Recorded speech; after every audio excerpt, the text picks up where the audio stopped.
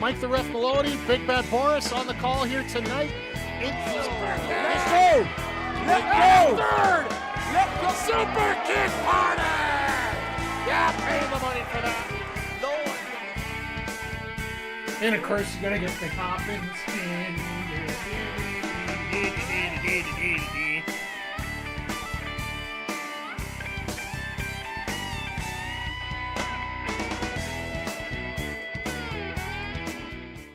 Hey, yo, why can I never get this out without the frog in my throat here? Hey, everybody, welcome to the Wednesday night Dynamite Sidecast. Normally, I'd have the lights on, everything all flizzied all over the place, but while this is a very exciting week and a very exciting night for AEW, we do have to open up tonight's show with a little bit of breaking bad news that's gone across. I figure it's sort of appropriate to wear the Jay Briscoe shirt tonight in honor of another fallen comrade who's passed on today, as it was just announced moments ago that Steve Mongo McMichael, famous Four Horsemen in WCW, as well as one of the play-by-play people, during the heyday of WCW, has passed away to ALS not even half an hour ago here. So, best thoughts with the family, with Mongo's family and whatnot. If you watched Mongo during this time in WCW, he was one of those guys that never took crap from anybody. Former Chicago Bear. So he knew how to fight in the trenches, and just a really over-the-top personality that a lot of people enjoyed. So, yeah, when it comes to Mongo, he's well-respected, he's well-liked. Not many people had a lot of bad things to say about him, you know. Outside of the normal, everybody hates people that get beaten up, right? So, yeah, Mongo will be missed. Once again, ALS, another victim of a disease that needs to be cured somehow. Hopefully, we can get some research together and get things figured up with that. But I wish nothing but the best, but peace and happiness for the Mongo McMichael family, Steve McMichael family, and just hope not. Well. Death is always such a hard thing to talk about in general when it comes to people passing away and such, but I just hope they can find some inner peace with the passing of Mongo, and hopefully that can translate into a better future for everybody here as they move forward here and deal with the situation. So, well, with that being said, my goodness, has it been a week here in wrestling. It has been... Well, let's just say Mania was controversial and not necessarily in the best of ways. And I do find it funny that basically one company, it always got into a position where one company was always, I'll just throw that up there, just get some background light behind us here. It always seemed that we'd have one company that would always overhype stuff and talk a little bit too much, and the other one would just produce great matches. And it seems like the thing is flipped for this week, where I'll be frank, in my opinion, WWE has been in damage control pretty much from Thursday landing in Vegas to all the way to when Rocky left the Pat McAfee show earlier today. And yeah, Jay Quick, I'm with you. The Rock was full of crap. I will say it makes a lot of sense for what's there. Hey, Nats, good to see you again.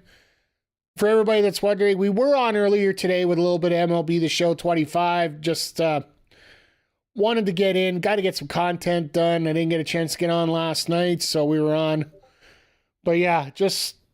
overall this week, I gotta say the wrestling was absolutely, like, for the most part, the wrestling was absolutely great.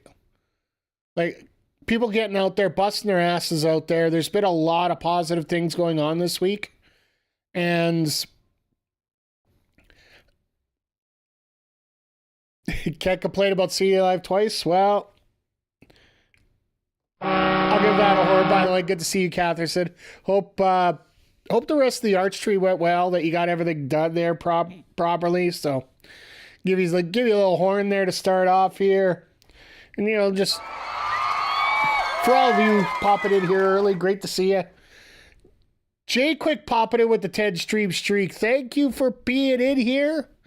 Always appreciate everybody here, whether you're lurking, whether you're chatting, whether you're just hanging out, trying to enjoy life the best way you can. And if hanging out with me is giving you a good life, then blessed be the world. I love you all. So, yeah. So basically my take on what happened at Mania, for the most part, the matches were good.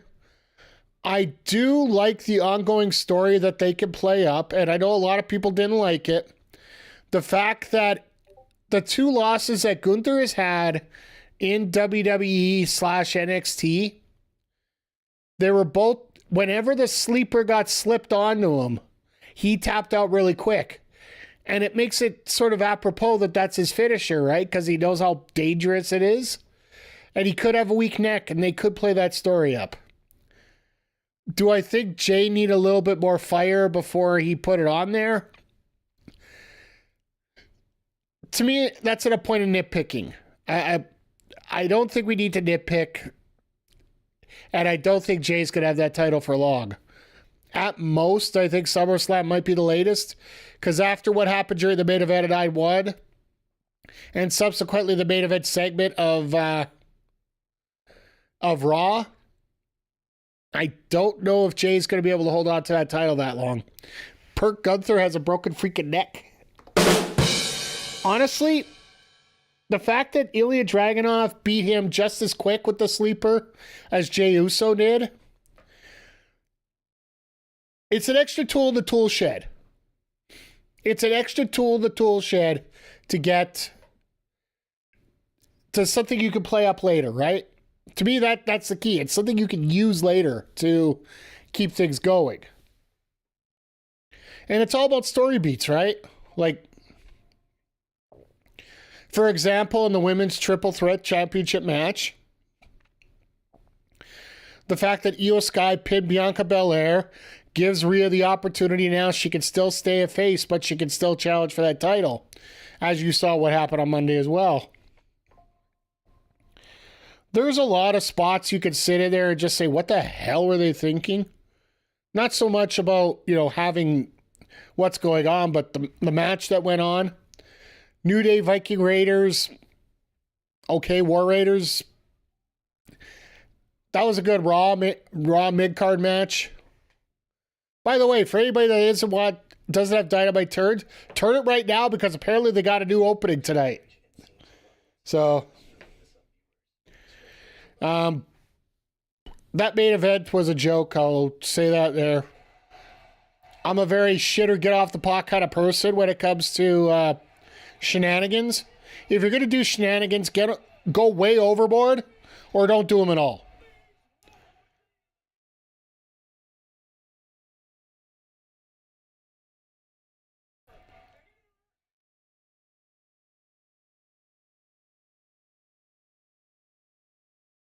Hey, they forgot that he also was one of the initial signees of the Toronto Raptors way back in '93. In his first year, he was actually trading with them. Bailey double. Oh, hopefully one day. To get Davina Rose over to AEW, it'll be in the next year. More than likely, unless she gets released early. But to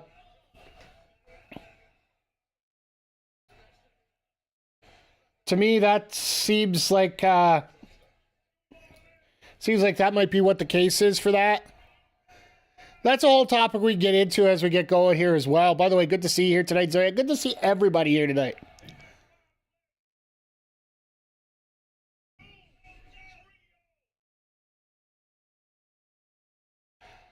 Master P's local.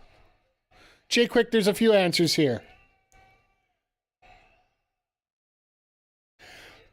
You have Master P's local. He's a celebrity. He owns, I think it's House of Hardcore. The former Tommy Dreamer owned promotion.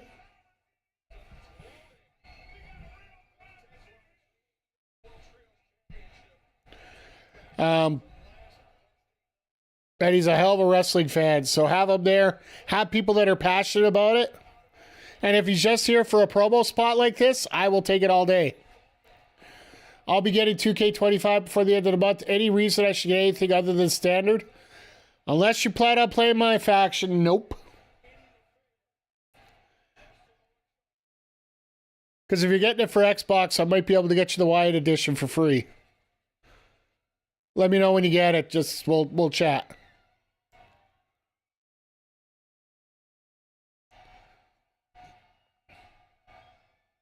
Getting it for you. Ha! You don't have to. Don't pressure yourself at all.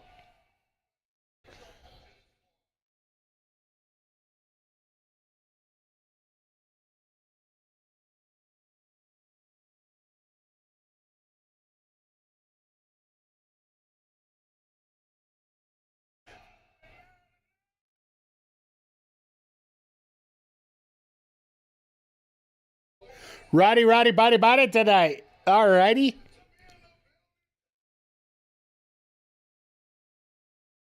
But yeah, he is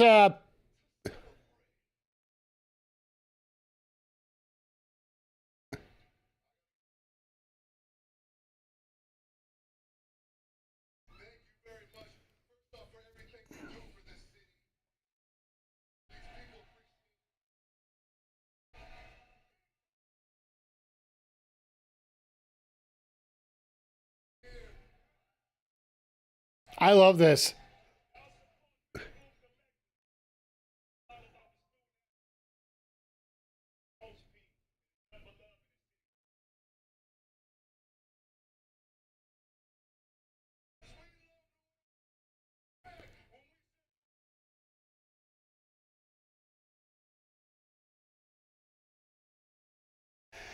Gee, I wonder where Mania is next year. All right, we're getting the Death Riders out already. Like, seriously, what the heck?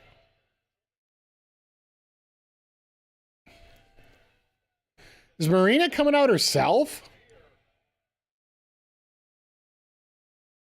And she's coming out with some knuckle dusters. Nope, never mind.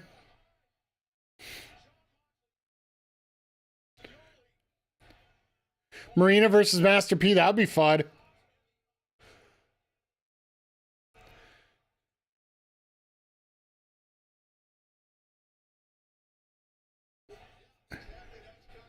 I wonder if Master P's actually stayed in there. I think he might have just been told to get the hell out.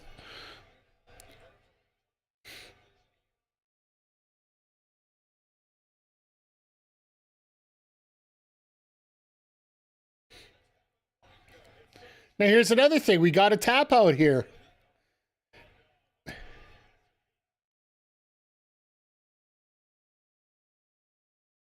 John Moxley, Master P face it off.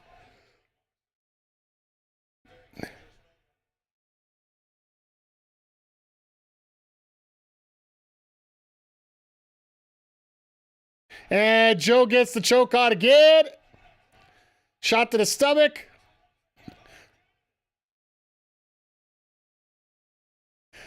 Oh, we got Ribicati tonight. Hey, life just got a lot better. Yeah.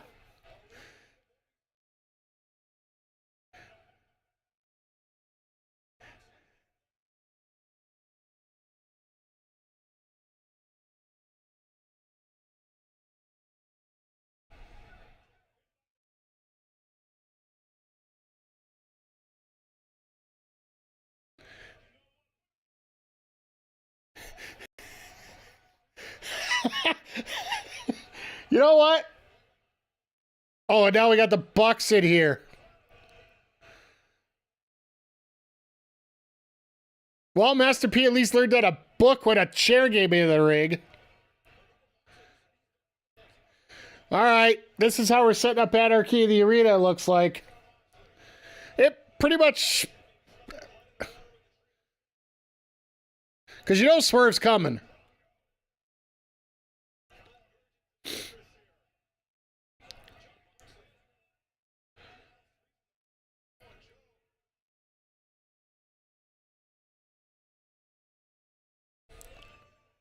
And Marina's like, no, we're not getting involved in this BS. And whose house? Well, it's buck hunting season right now. Let's go.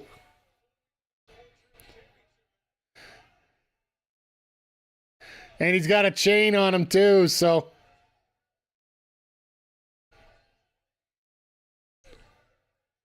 Looks like we got feuds left. We got feuds right. We got feuds.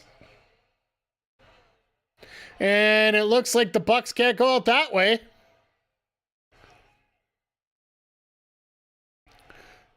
The Bucks got nowhere to go. German suplex, the Everest. Oh.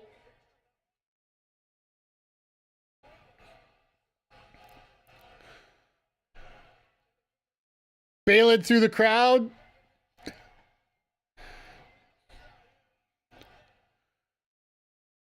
This looks a little archaic, if you ask me. A lot archaic, actually.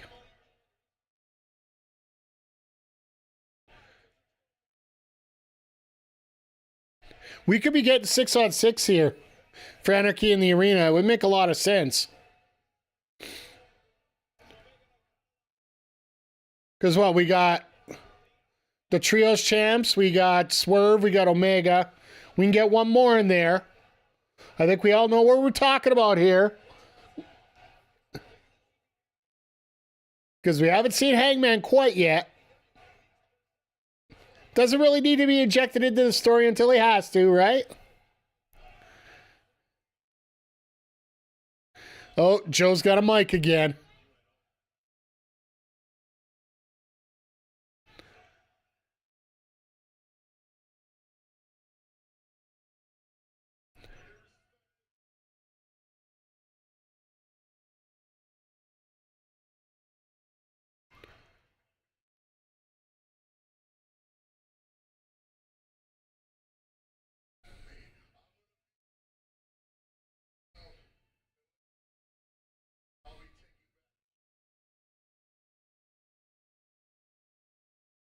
Well, we got our main event at Double or Nothing. Let's go.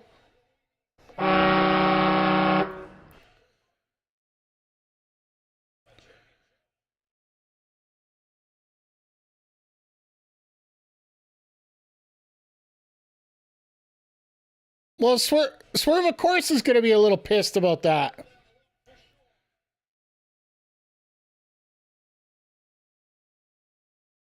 And this isn't even involving any of the matches that we got coming up tonight, because we got a stack lineup.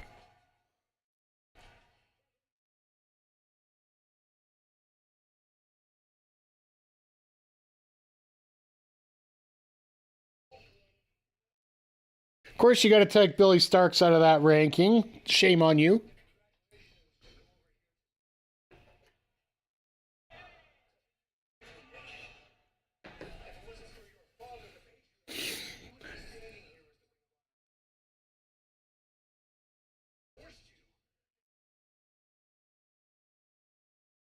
Oh my God. Really, Christian? This is not a good way to start.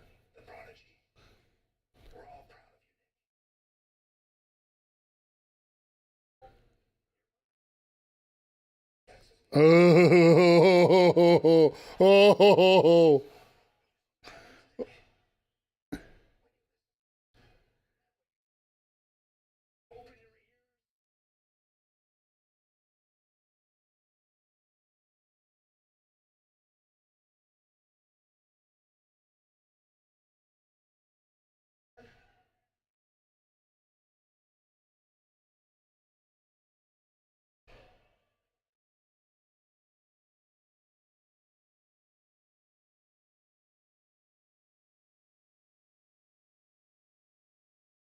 He's got a point.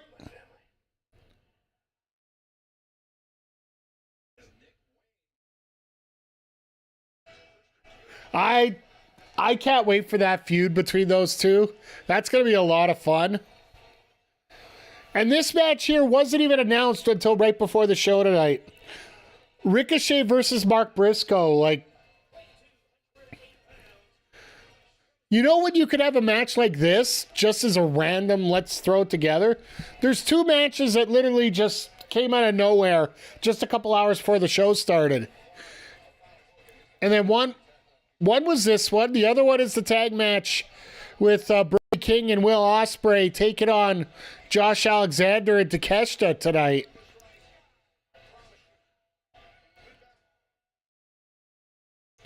Like, seriously, we're getting everything all over the board here, but it just... Here, let me just throw a 4-star match out at you without even thinking twice.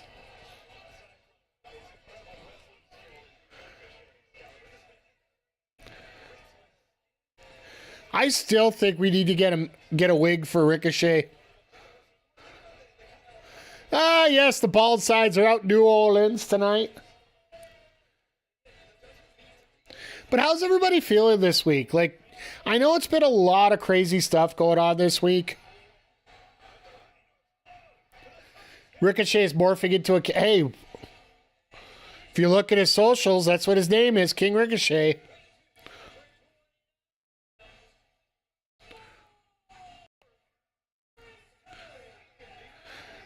Ricochet's just pissed that he's not $100,000 richer after 2 weeks ago.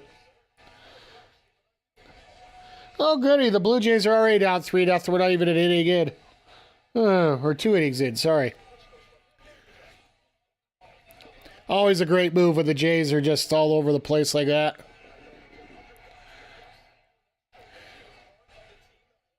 But yeah, in terms of everything going on for the week, what was your highlight of everything over the past week here? Like, I was talking with Crowder earlier today, and he's talking about Minoru Suzuki versus Butterbean at GCW during the week, which, frankly, that match was bad, was funny for all the wrong reasons, I think is the best way to put it.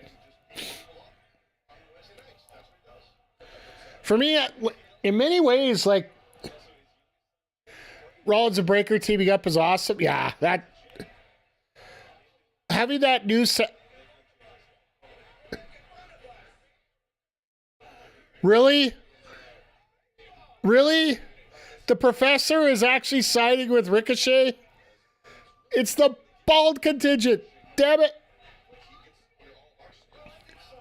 He's a bit of an internet celebrity as well, my friend. That's why. If anybody's not familiar with the gentleman that was sitting there in the G.I. Joe type shirt. I'd have to look up his exact name.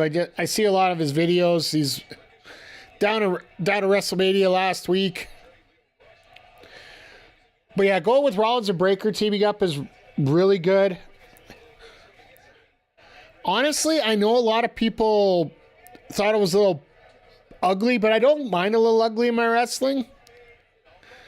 Having Charlotte and Tiff, the way they went, how Tiff ended up chipping a couple teeth, ended up getting veneers before the press conference, though. But the story of that main event on night one was actually pretty awesome. The return of Noam Dar yesterday to NXT, to me, was absolutely great as well. Yeah, WrestleMania was a show, like, we were talking about it during the pre-show here a little bit. I did have plans to talk about it fully, but unfortunately the breaking news about Mongo McMichael took a little precedence there with the fact that Mongo just passed not even an hour ago due to ALS, so if you're coming in late, that was the breaking news off the top of the show here.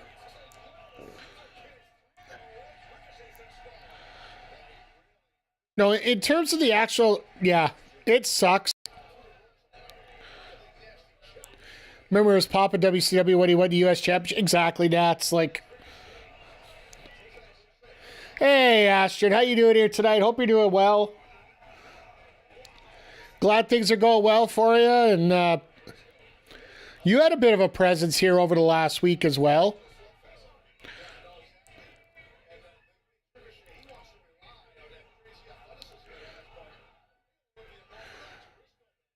Ricochet wanted to get in the ring. Briscoe, you masochist. Ugh. Ashton, if you want, like, I want everybody to throw in their thoughts about the weekend here overall. And I expect WC Vault to upload that to YouTube. I'm assuming that most of that will be going in there. Jesus, that drop kick.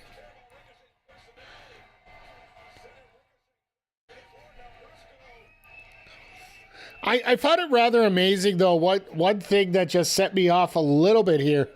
Everybody talks about didn't do much, just fun to watch without take. Yeah, and that's where I was, too. Like, I know a lot of people ask me if I would actually stream during Mania, maybe do a sidecast on it. And I think that would do a bit of a disservice to a lot of the people that... A lot of people that do already do that.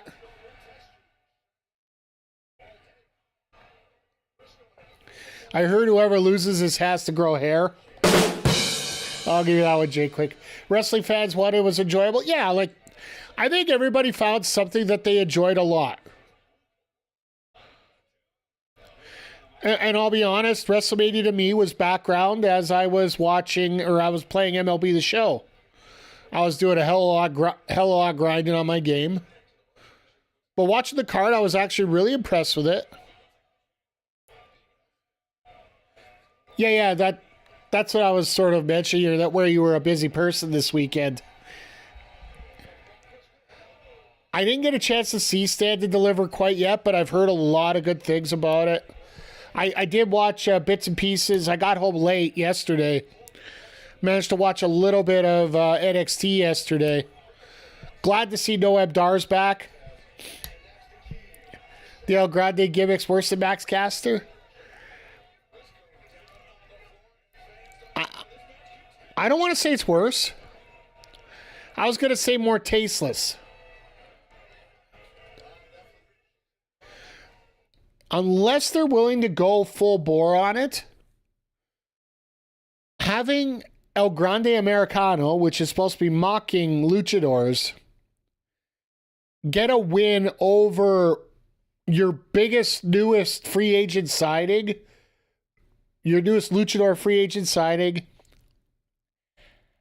as on the same day that you announced that you picked up one of the major, I'm not going to say the best, I'm going to say one of the major Mexican promotions in the world, like one of the biggest luchador ones in the world.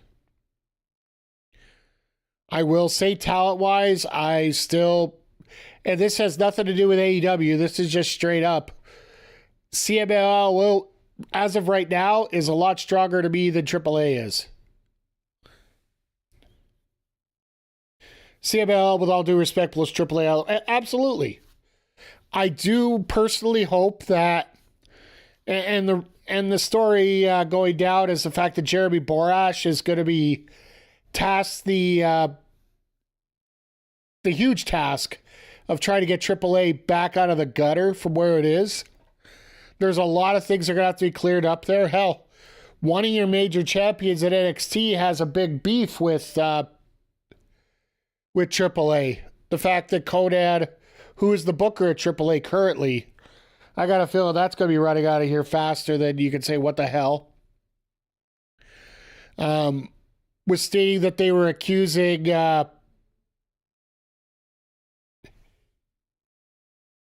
to mute you so we can watch You Cannot Kill David Arquette. Hey, Mass Keaton, I thank you for the... I appreciate the lurk. Always great. Snow Penguin, good to see you here too. Hologram, I do believe, was a AAA. He's either one or the other. What's on the agenda tonight? We're currently watching AEW Dynamite, which is on TSN2 if you're here in Edmonton. Or here in Canada in general. And then after that, we're going to be doing a little WWE 2K25 My GM. Hopefully, we're not going to completely kill ourselves here. You would expect Konad to be no, I don't expect him there much longer, but the accusations of Stephanie Vancour claiming sexual assault and him claiming that are completely false in an attempt to get certain wrestlers fired. Yeah, that's not going to go over well. And yeah, I thought he was from AAA. Thanks, Nats fan, for clearing that up for us.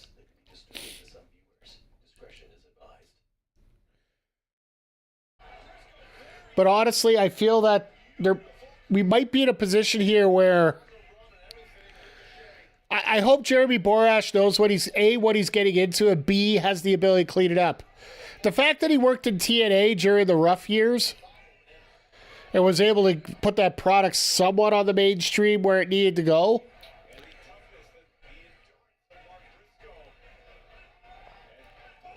Let Rey Mysterio run. Hey, that wouldn't be the worst choice in the world. If he'd want it.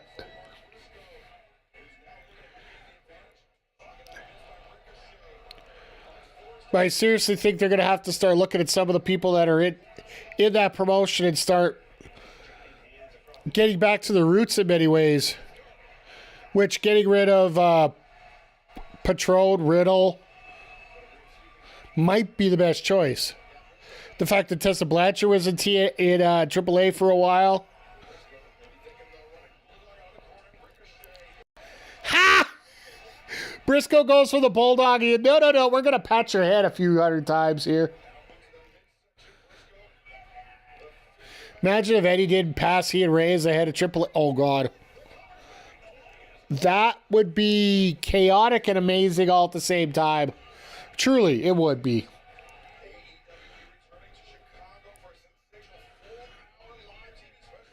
By the way, just programming note, May 14th. Be ready for 4 hours of wrestling. Basically, we're getting a pay-per-view on live TV. It reminds me of when AEW came to Toronto or Montreal. They did the back-to-back shows.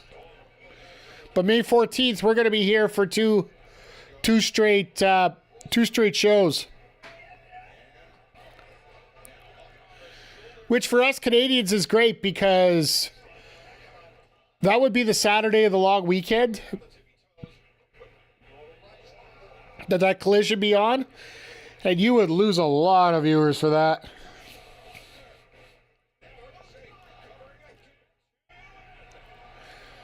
I think the biggest lesson you can learn from this weekend is the fact that there's typically something for everybody. And there's a certain promotion that's pissed compared to everybody else for the fact that people know that there are alternatives. I'm not telling you who to pick because everybody's got their own idea of which better. Hell, everybody that's sitting here right now, I got to feel they do enjoy a little bit of AEW. But there are parts of AEW that aren't for everybody, right?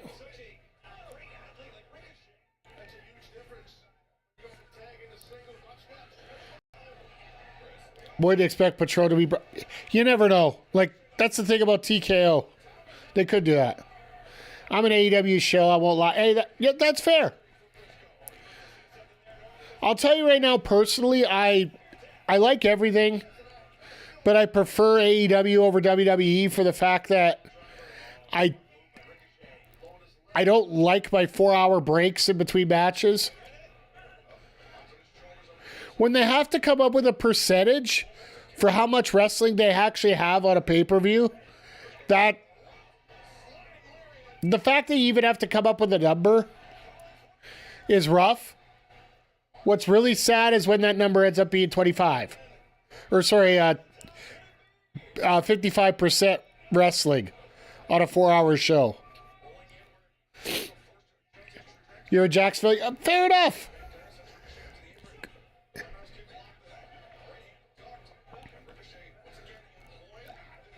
For me, I prefer AEW, but I don't fault WWE whatsoever. Jesus, Ricochet. Did you guys see the post on X that Ricochet put out earlier today where he listed every high flyer that he is better than? To me, that was just hilarious. The fact that he took 2 entire posts just to tag everyone that was going along here. So.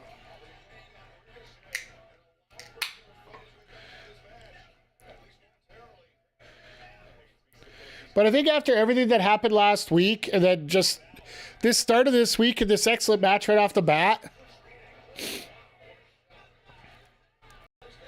I know we haven't talked a lot about it, but Jesus.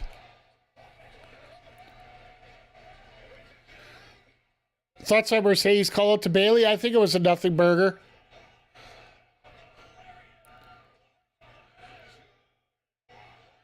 Depending on which one you're talking about. If you're talking about the X post right after what happened with Bailey and that thing, I think it was there to stir up the IWC more than anything else. Because they all know what's going on. But Bailey even admitted in her interview with Chris Van Vliet, which I still need to listen to the whole thing. Ref, can't you see that? And Briscoe beats Ricochet. Ricochet's going to be pissed. This is amazing.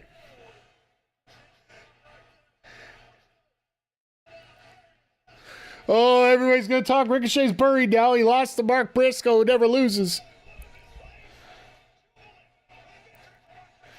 Oh, here comes the chair. Oh, I thought he was going to go for the head first. Well, here comes our feud. Now, honestly, if we end up seeing Davina Rose in AEW, I'd be happy if Bailey gets a good storyline out of this. If Bailey ends up joining Paul Heyman because she's the best wrestler not to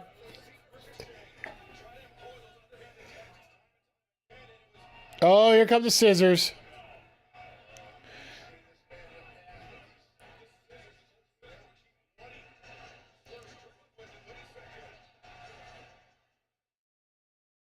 Oh, Kevin Knight's coming. What the hell? It looks like since the conglomeration's over, that we got a new faction going here. So Ricochet, you must grow hair.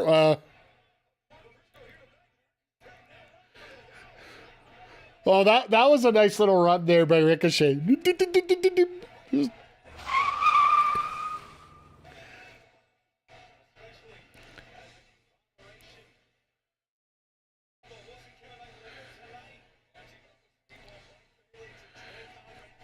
So yeah, maybe we're getting a feud out of this. I would love to see it. Ricochet needs somebody new to go with, and oh, there we go, Ricky and Robert.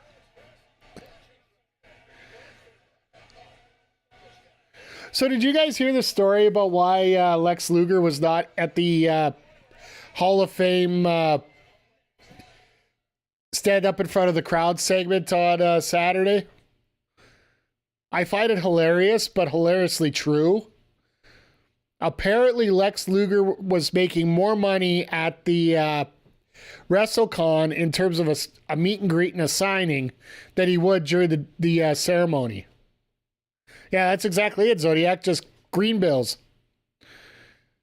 The fact that WWE couldn't pony up to let your Hall of Famers show up after you run a presentation at midnight local time, to the point where one of your commentators who's working the next morning actually fell asleep in the middle of the ceremony, which he tried to claim that he was praying. You told some of the biggest lies that I've ever heard of in my whole life. Yeah, just and unfortunately for Mr. Booker T, some of his own words are going to hurt what's going on here on how the fact he's getting beaten up online right now. Don't hate the player, hate the game. Sorry, I still have that from MLB The Show, our first year. Now No, and FTR's coming. Yeah, we're going to see what FTR's. Nigel's not here tonight, so this could get very interesting. Dax put out his thing saying we forgive, but we don't forget. So who knows? They might attack Tony tonight. But do you notice the commentary? There's a little bit more. Well, I guess Riccaboni has a lot to do with that, but you notice there's a little bit more fire in the commentary team tonight compared to what they normally get. But yeah, the thing with Luger and the whole Cash thing, it speaks a lot to the TKO era, and it speaks a lot to what is going on with everything. Like, how many sponsorships do we get? Don't get me wrong. Every two of the 3 video games that they had on the show, I am getting. Like, City of the Wolves, I'm waiting for the actual copies to come out. I'll be picking mine up probably Friday. The digital versions are already available. Doom, May 15th. I think everybody and their dog's going to play it if you have Game Pass. Which I do, and it's a godsend. And then, City of the Wolves does look great. I've seen a few videos online. People are not allowed to post videos of the story until the physical game comes out tomorrow.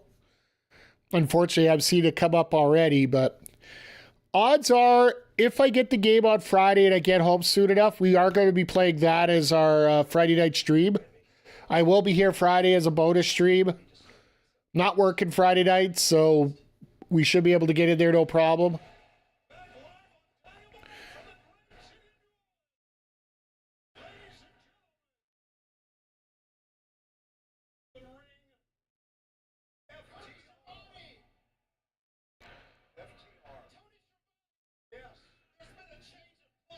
Oh my God! Oh my God, Stokely's back!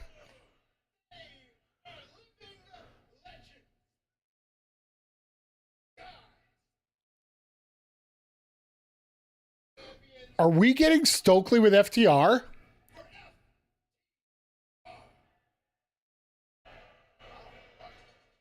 Stokely and FTR.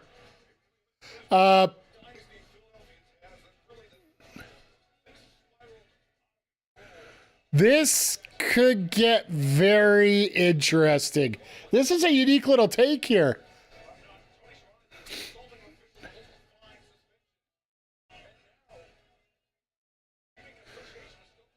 So I'm assuming Tony's going to get the hell out of the ring real quick, I would hope.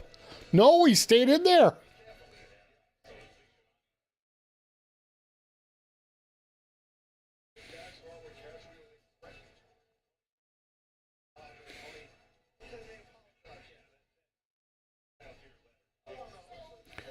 Tony Rudd, yeah, like.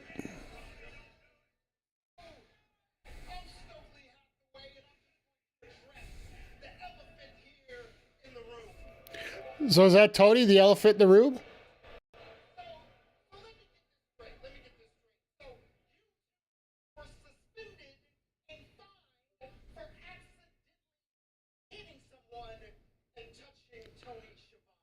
Accidentally hitting someone?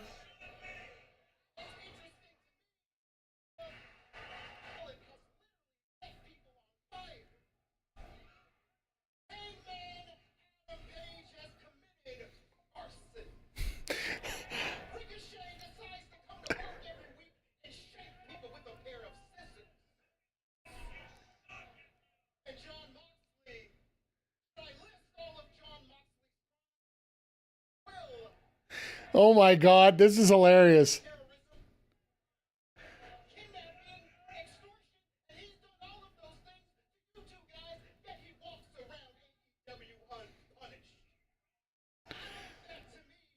Okay.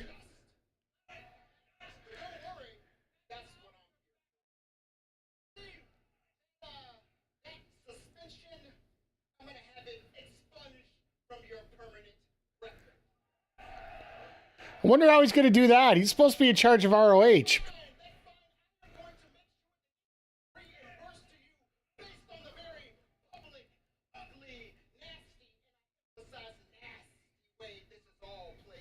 Okay. And moving forward, if you want to have a conversation with these guys, then you need to have a conversation with me.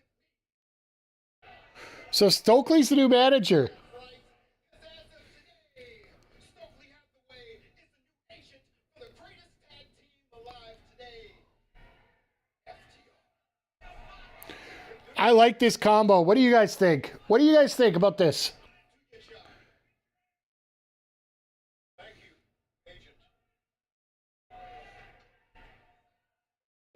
First of all, thank you, Mr. Hathaway. Beautiful work.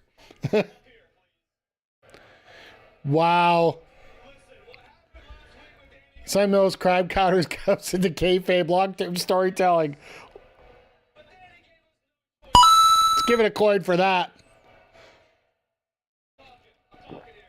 Danny, don't forget, it was 2.0 that got in front of our face. It was 2.0 that came at us. It was 2.0 that said they wanted to fight. And where we come from, if you want to fight, you better be ready to fight. And I don't quite think 2.0 was ready to fight. I wonder if Cash was around, or Stokely was around when Cash had that handgun charge.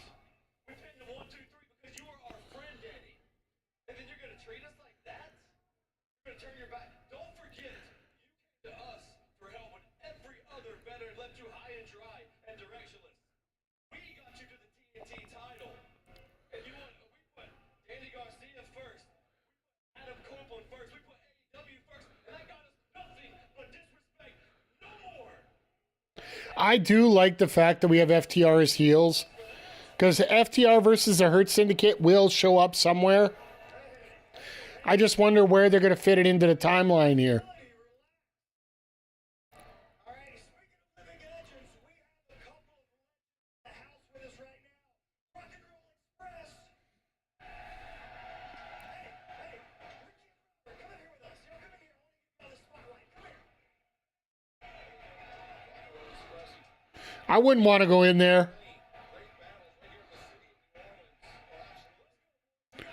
Well, they're going to lay it. Last time these guys met up, they got laid out.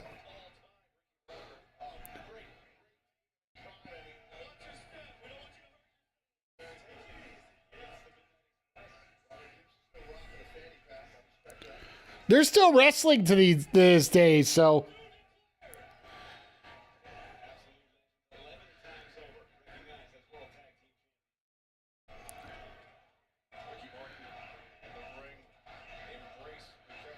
At least the crowd's giving the respect. I wonder where this is going here.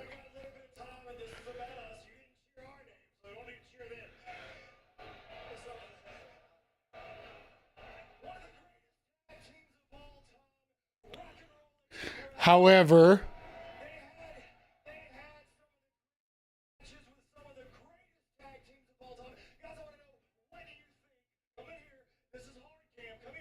nah. What do you say is your greatest match ever? Well, if it was up to me, I would say Philadelphia, your greatest match.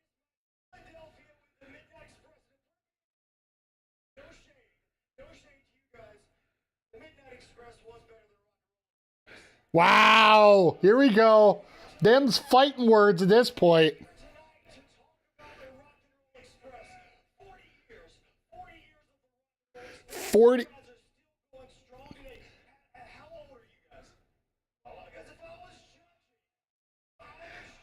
Oh God, this is get Jim Cornette out here with a racket. Ugh. 9 years old. And being 108 years old means you're hard in the 80s, if you know what I mean. What would you say was your favorite experience in the 80s? Well, if it was now, we're gonna stop this right now. You're not gonna embarrass Rubber Knob in front of the whole wrestling world. That's one thing that's not happening tonight. Whoa. No.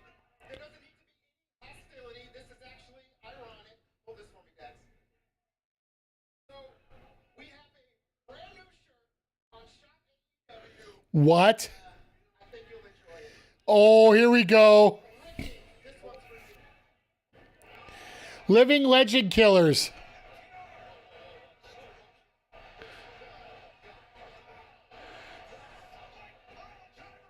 Yep, there's your heel turn.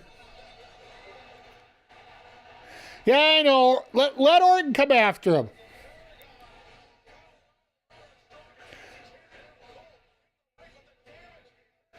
Oh, this is going to be fun. This is going to be fun. When we finally get O'Reilly and Strong versus FTR.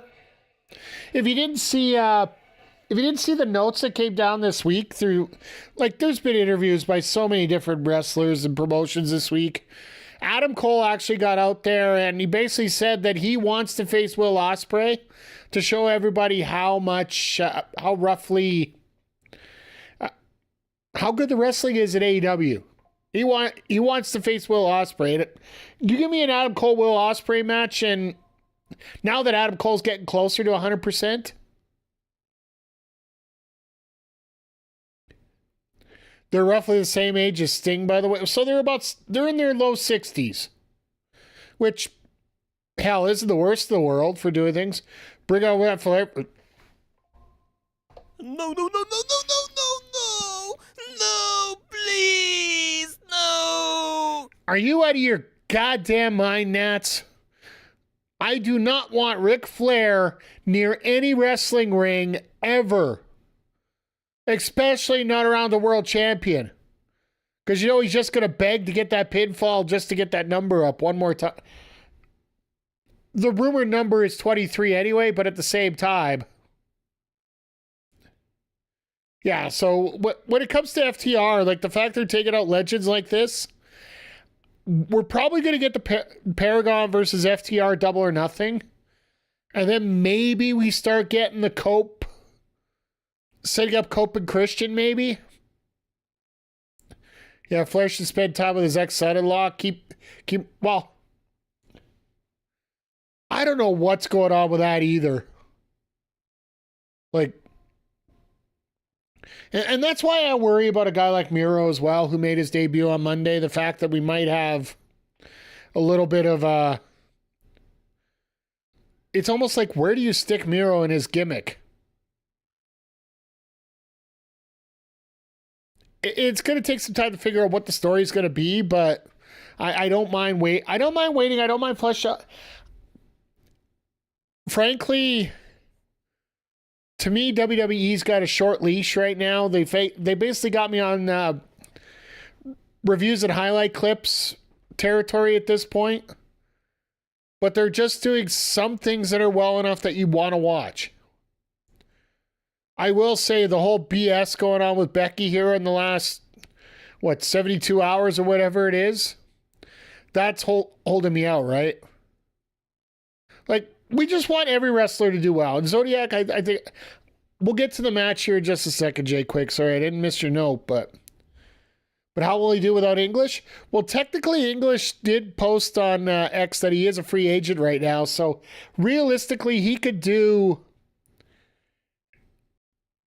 come in. Also, what about Lana, right? Because, Lana's just signed a Legends contract as well, so she could pop in anytime. But this match coming up right here sort of tells me, it's sort of a shining example to me about how Meltzer could have a lot of great ideas, but he could have a lot of bonehead ones too. There was a post that came out today. Rusev does have some shit-tasted booking. Yeah, well, there you go. Let's not eat any cold fish about that, okay? When it comes to... There was a question posted on X today to Meltzer asking which promotion, AEW or WWE, is producing more stars for the future. And Meltzer's answer was WWE. While I respect the opinion of somebody who's been around as long as he has, yeah, ask NXT. Like, I would say a good 85% of the people that move up from NXT end up getting, just we're gonna fill out the mid card part. AEW is gonna have to, or sorry, WWE is gonna have to do a lot to fill up their cards soon because they got a lot of wrestlers that are getting up in age. Plus the booking's turning into crap, so.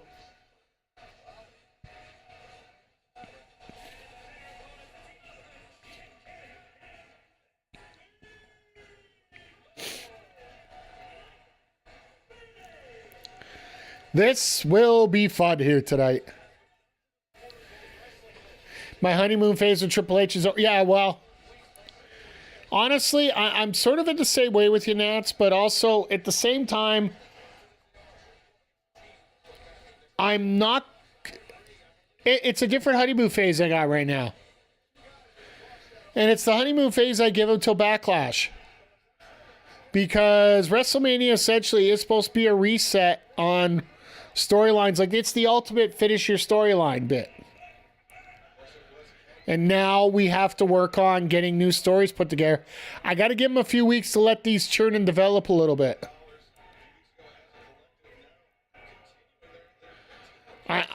I try to be as optimistic as I can because let's face it, wrestling.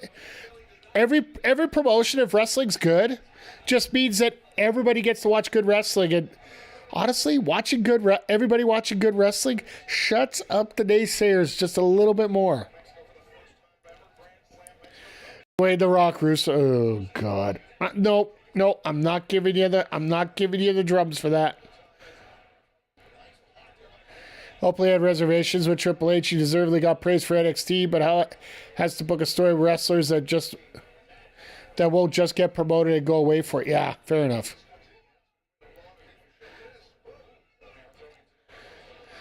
Low hanging fruit. No, I'm not giving you the horn for that one. Sorry.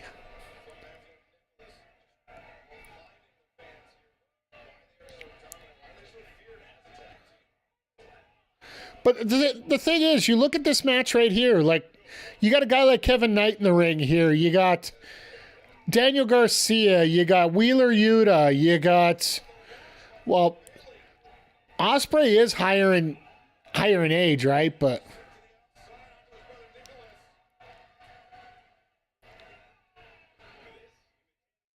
you got Powerhouse. Wardlow when he comes back from injury. Well, that could be a good one there. Julia Hart, absolutely.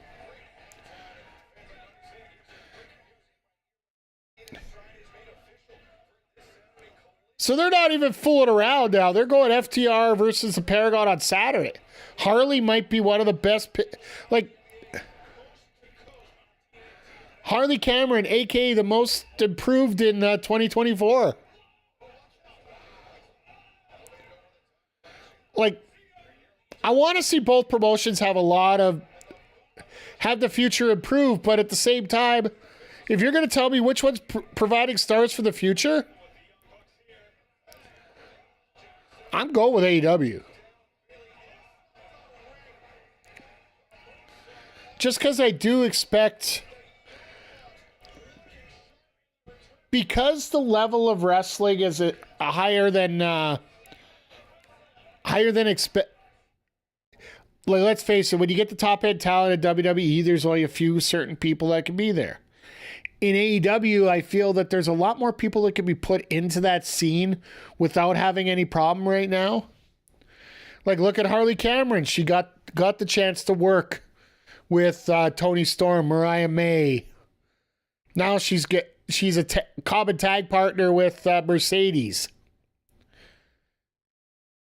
And one woman that's, well, if you got a chance to watch Instagram, she was Harley's running buddy over at Coachella this weekend, Anna Jay. We haven't seen her in forever. But once we bring her back into the story here, Jack Perry, you can't forget about him too. Like, there is so much good talent here. And the fact that they're getting more opportunities than they do on some other shows where it's a certain group of people that are only going to get there. I know we've talked about, there's only 5 or 6 people and certain parts are limited on cards. But there is a little bit more ability to open up here than there is over. I find that if you go back through the studies of who main evented spots on the TKO shows, you're going to notice that there is a certain select group of people. And that's usually just about it. Bailey, you didn't set yourself up well on those knees there. This is going to suck. When you set that move up, you're supposed to put almost the small of your back on the guy's knees, so when he pops you, when you pop back, you're basically using a fulcrum. That's your natural fulcrum. Sorry to use the big words here, but honestly, I would like to see Mike Bailey and Kevin Knight eventually get a shot at the tag titles. Like, if you could have a team like this against a team like the Hurt Syndicate, that would be a lot of fun. Lord knows this team ain't winning the title, but there will be a lot more doubt. And once again, just like I've been saying before, when it comes to title matches, especially in AEW, one of the keys is to make sure that if you're not going to win, make them believe that you can. Like, I think that was the biggest fault when we had the Outrunners involved. And the biggest difference when we had, like, a team like Top Flight there. Top Flight actually felt like they could win at certain points. It wasn't just a straight out squash, straight out. With the Outrunners, it was, all right, we're going to play with our food a little bit. And then things started getting serious, and boom, we're done.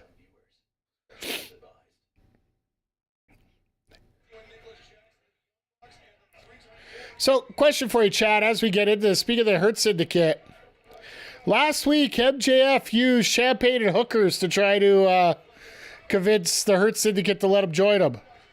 What does he use this week?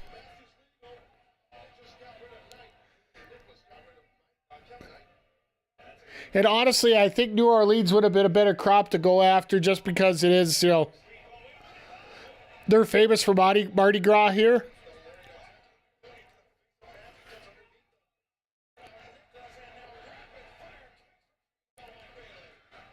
Very nice kicks there by Bailey. It really sucks that he lost 5 years of his career. Well, 5 years of his U.S. career due to a stupid customs officer. If you guys haven't heard the story, he got caught at the border and was given a 5-year refusal of entry due to not having a work visa.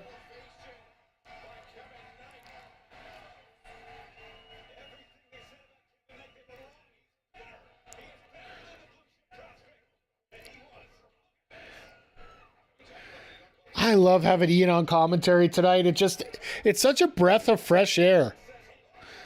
Because no shame to Excalibur. He knows the moves. He knows the flow of the match. But the one thing I like about Ian Riccaboni instead of Riccaboni, sorry, over Excalibur, is the fact that Ian knows how to tell a story a lot better.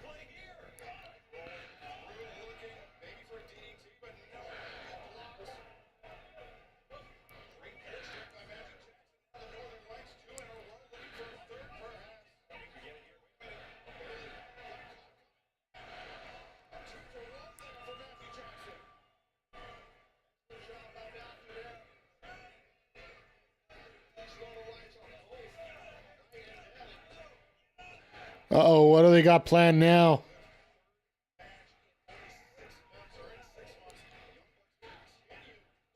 Okay, that sucked. Now we're starting to get super kicks coming in.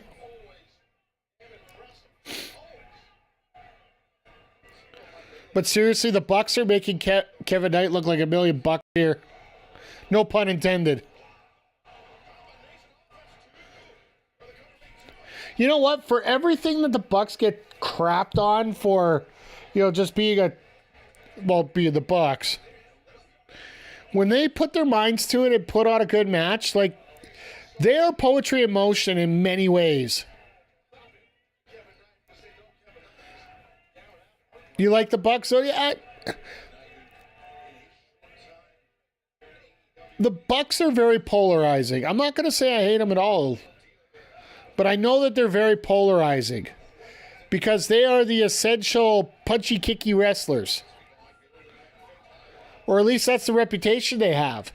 I think they've developed into a lot more than that. And a lot of the psychology that they do now is a lot better than what they did, 5, 6 years ago. Especially now as heels.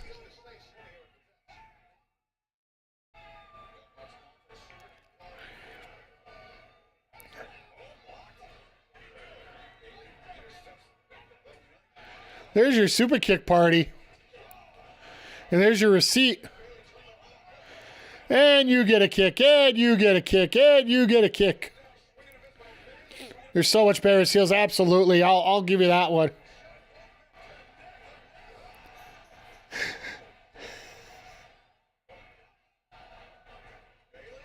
Jesus! I'm throwing it out there. I know that wasn't crazy chaos outside the ring. But let's give him that one too, just for the hell of it. That was some awesome action right there. This is the kind of action that's very polarizing too, right? Because it almost feels like choreographed. But just the way that the Bucks tell stories right now is just so awesome how everything put together.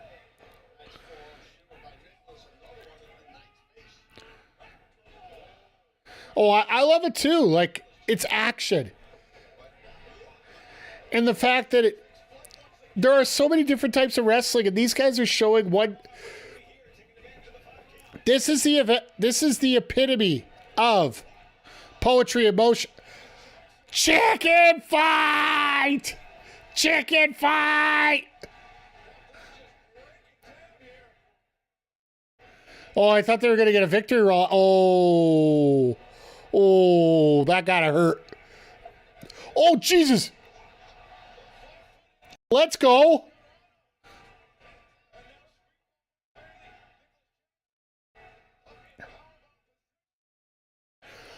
Oh, my God. I don't love the Young Bucks, but I understand why people... Absolutely. Like, when they pull up matches like this, like... So many people are going to complain, oh, it's the Bucks. No, the Bucks are... Now that the Bucks are on a limited contract as well. Nice little high-low there.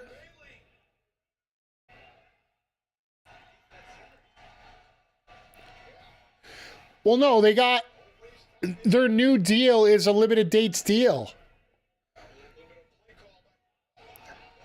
And they talked about that. They talked about the fact that they only have, 30 dates in a year. The only thing is, they're not advertising it the same way that Cena's doing for his gimmick, right? Which isn't necessarily a bad thing. It's...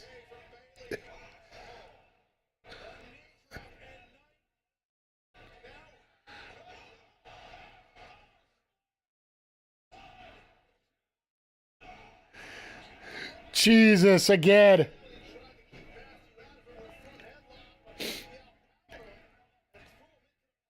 But the thing is, everybody knows that the Bucks are this good, and that's when they get in a situation where they're not overbearing, and I think that's the biggest problem with the Bucks. When you get a little bit too much of the Bucks, it sort of drives you nuts.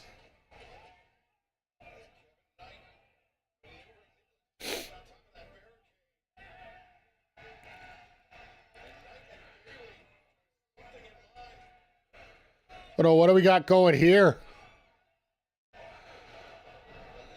Looked like they were going to do a double Spanish fly onto the floor. Oh, no. What do we got here? Okay. Doomsday device on the floor. And Bailey's just looking for some space here. Uh-oh. Oh, no. Oh, no. Get the hell out of the way, Gripper.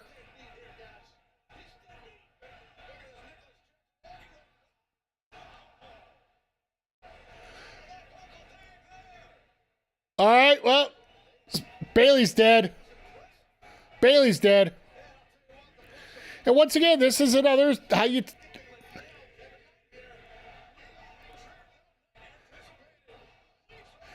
Jesus! You should have shot that from a different angle, but that's okay. Who the hell's Uncle Dave? Well, he obviously, you know...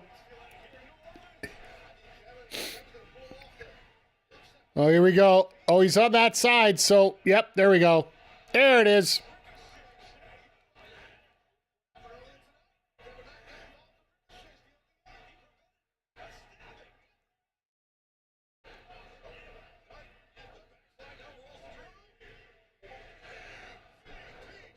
And Ricochet cost him the match. Not the worst finish in the world. I like a dirty finish like that. And now we got a feud. We got multiple person feud going on here.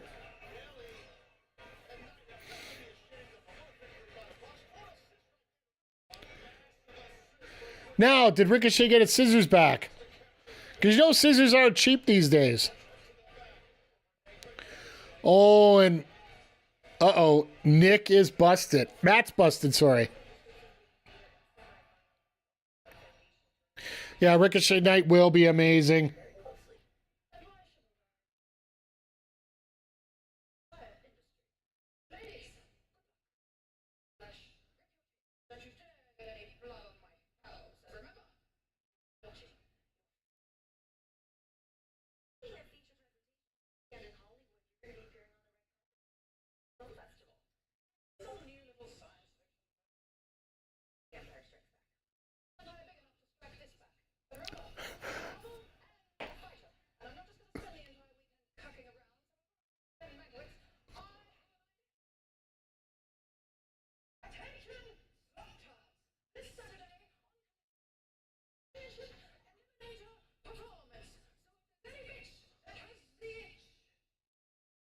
Oh.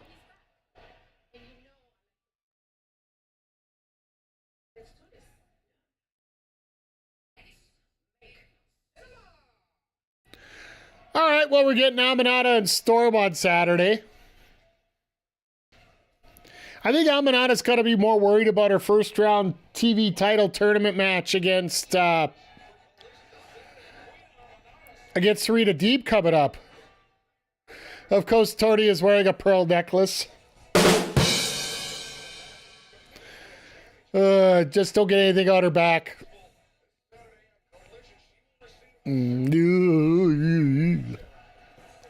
All right, time for the Hurt Syndicate.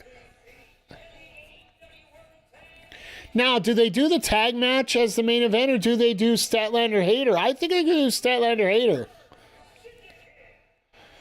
No, Saturday looks like it's going to be a lot of fun, but please note that the start time might be adjusted as they are after the NBA playoffs. Just like last week, you had Collision moved to Thursday because of the NBA playoffs and no other reason. Let's just get that straight. There was just one reason for that. One. But as we're hanging out here, once again, everybody, just thank you for being here. If you're watching on YouTube, you guys have been following in all over the place here tonight.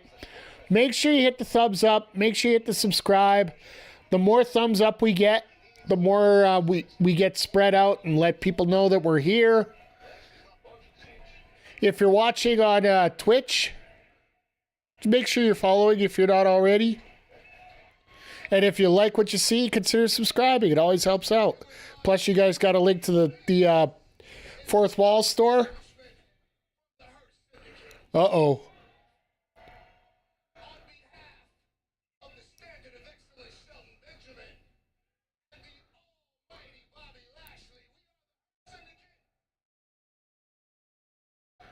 That's not an announcement. That's just a fact.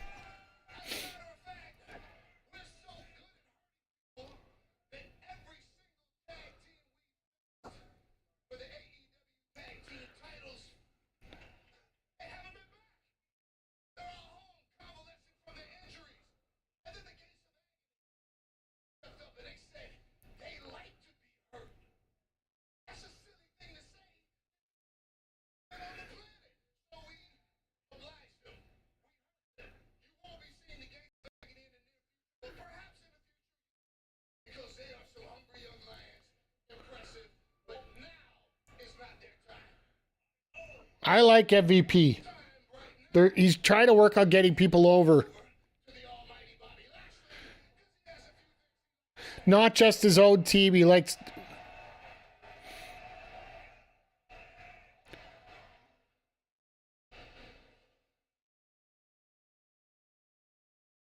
All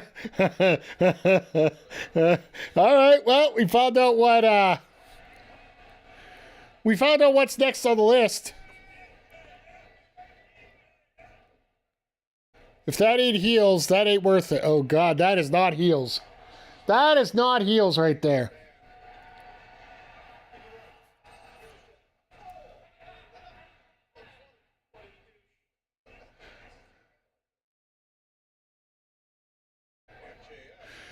Bobby just has 4 words. I'm going to kill him.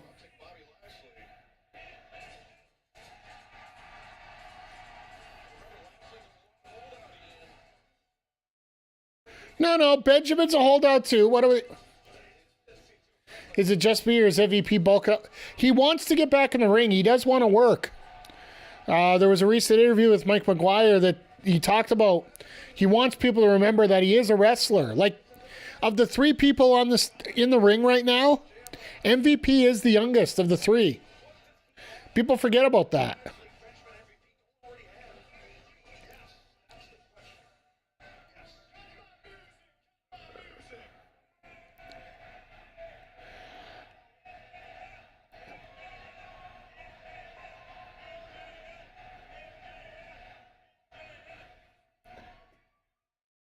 And Bobby's like, why am I not killing you right now? We all know you had a good time last week, okay?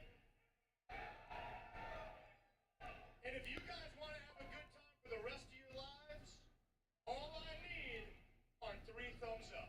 That's it. Are we still going through this again? Sorry about the ad break for those that are already in it. One more time. You guys know how I feel. Thumbs up. That's one.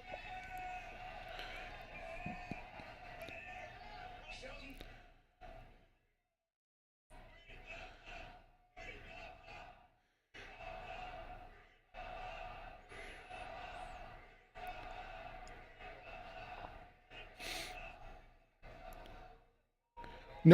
Nope, maybe, nope.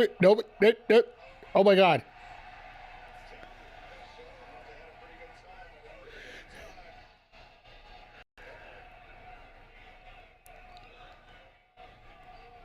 Let's make something real clear. I didn't give you a thumbs up because of a bunch of broads. Now watch. The only reason The guy in the crowd, no, you should have. because of this man. Don't forget that. Hey, I love Montel. We all love Montel. Everybody loves Montel.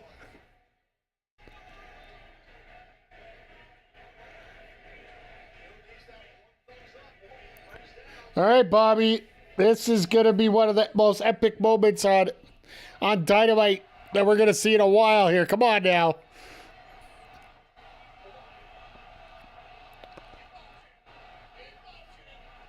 Big Bob chant. Okay,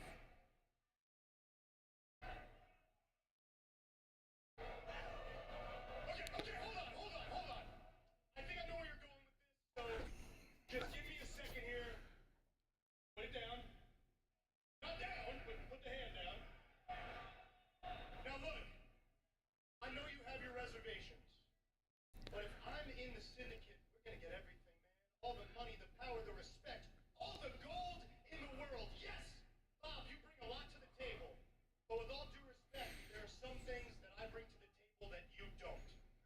Oh, no. I know this place better than anybody. I know how to cut corners better than anybody. That's a shoot. I know how to win by any means Taz just piping in there. That's a shoot. better than anybody. You let me in the syndicate? We don't just run AEW, we run professional wrestling, Bob. I like it. I like it a lot. I like it a lot. You left your house and walked into mine. Zodiac. 37 months in a row. Thank you, my friend. God, I had to remind you. Thank you for renewing your membership in the Players Elite Club. Uh-oh. From the bottom of my heart, I'm sorry. Wait. Say it. Say it, Max. I'll go back to putting you over here in a sec.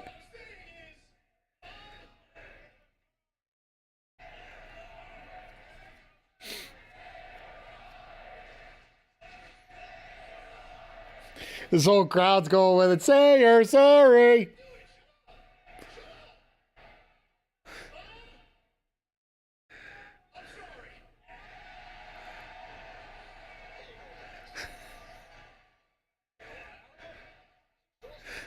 He's exhausted for saying it.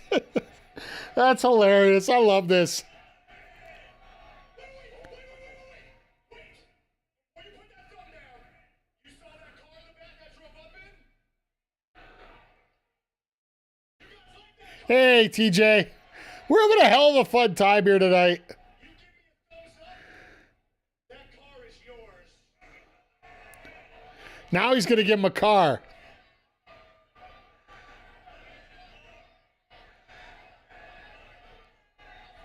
Max, I already have 4 cars here. The keys are in the back. Let's take a walk. Let's go take a look. We're taking a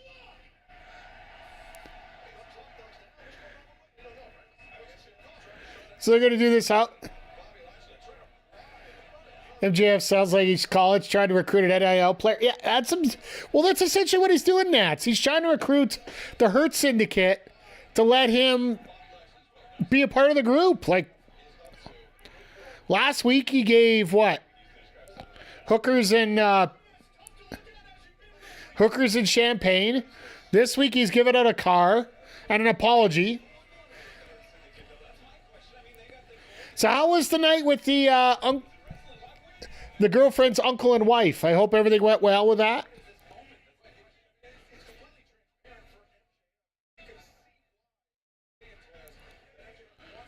So Shivani's not on commentary at all tonight, which is interesting.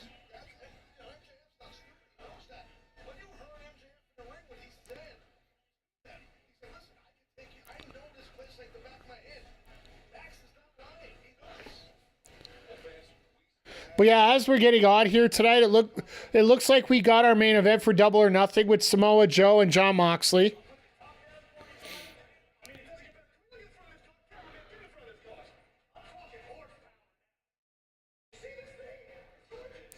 Danny ended up taking us to Walmart, so we get. Oh, nice! You deserve a horn for that.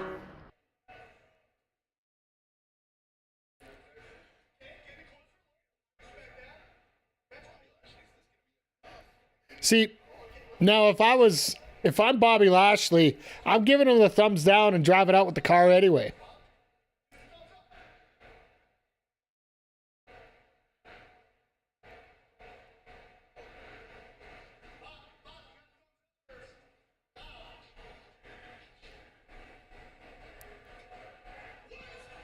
Ha! I was waiting for that. That is awesome.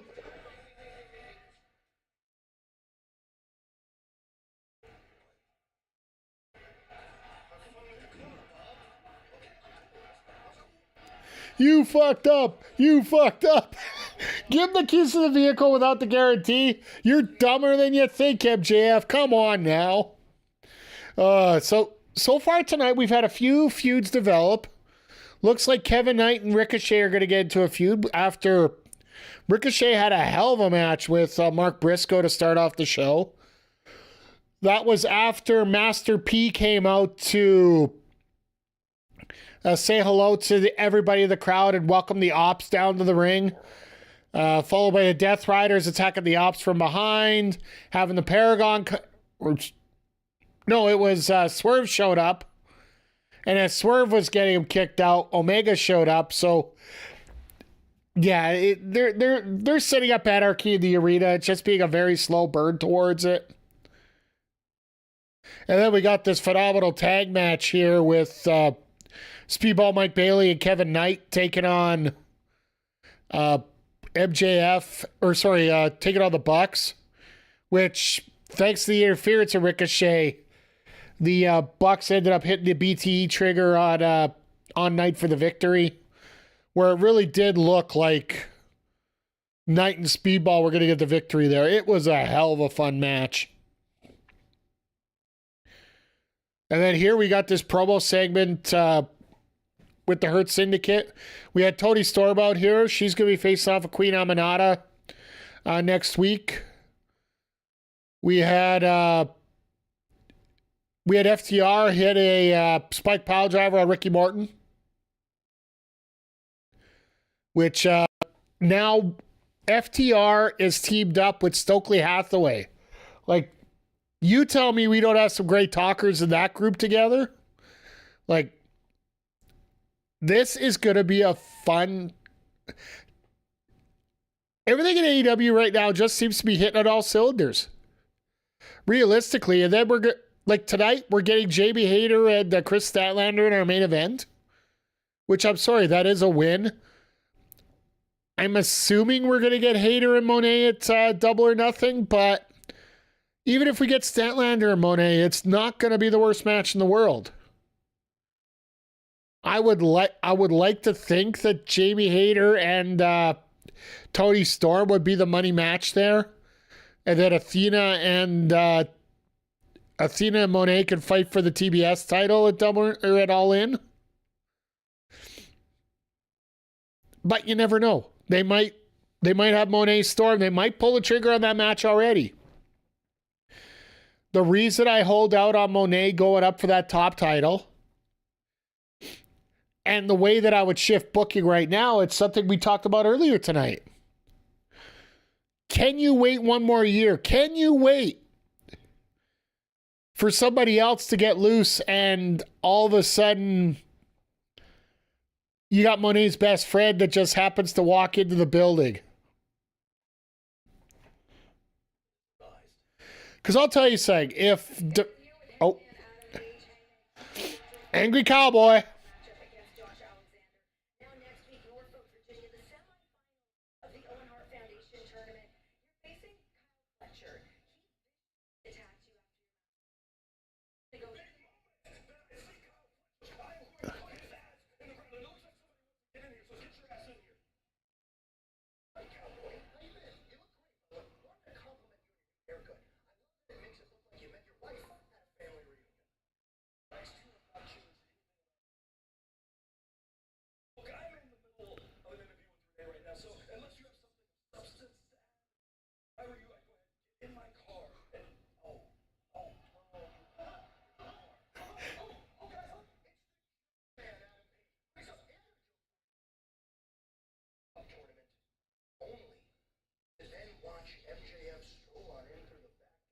Syndicate to reclaim what is rightfully his and become a two-time AEW World Champion. Oh God, let you know anything about the back door. Your whole plan is to join her syndicate. I don't understand how that gets you an inch closer to the World Championship, but I guess after I ass at Revolution, you'll have to figure out something because you know matches and you can't hang with me in the Owen. First of all, of course you don't understand my intentions with the Hurt Syndicate. You're an idiot. Second of all, you won't act all high and mighty because you beat me. Okay. To my check, we're 1-1, cowboy, and if we ever wrestle again, I'm sending Seabiscuit straight back to the glue factory where he belongs. And third of all, and this is my personal favorite one. I think you're a badass because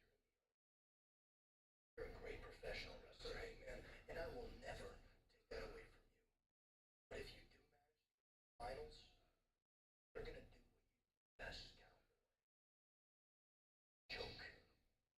All right, calling it right now. Fletcher's winning next week.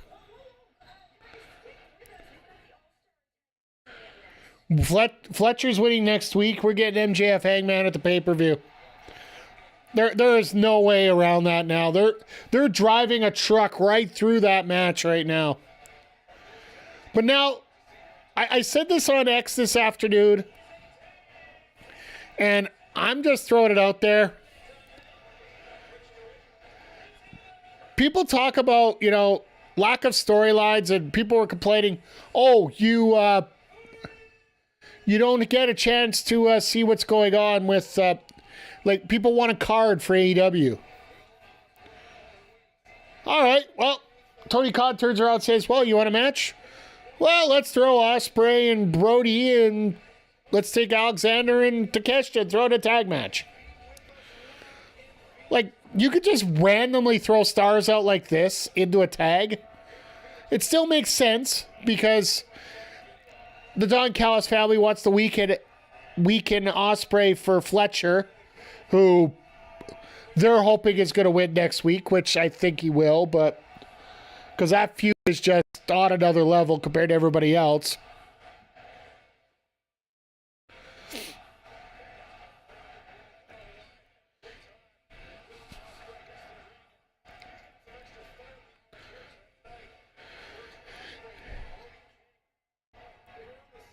The fact that Ospreay and Brody King on the same team and they know what to do together.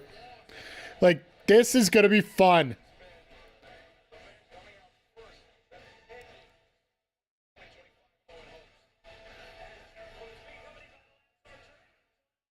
And we're getting Lance Archer out here as muscle tonight. All right. Ospreay's getting beaten up after this match with all this firepower out here.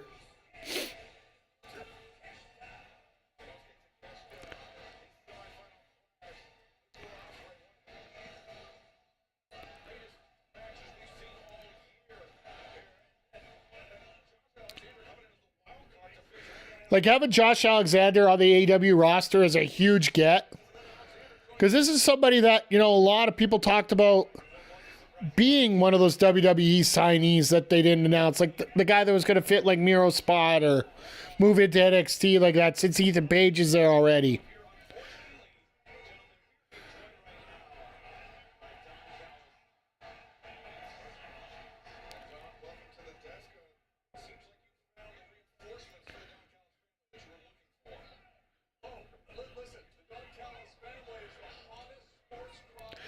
Yeah, right now, Callis has 3 new recruits. If you guys didn't watch Collision on Saturday, Rocky Romero and Trent are now Roppongi Vice.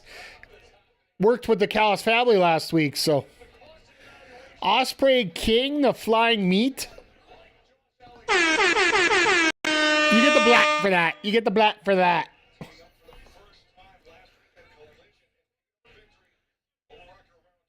King of the reversals and the king of the meat.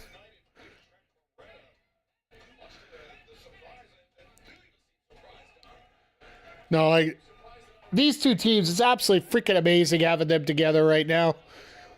And once again, this is just a random match we put together. No, Astrid, Hayter and Statlander are going to be the main event tonight. AEW has actually been doing a lot of women's main events here since Revolution. Since they basically said they screwed up.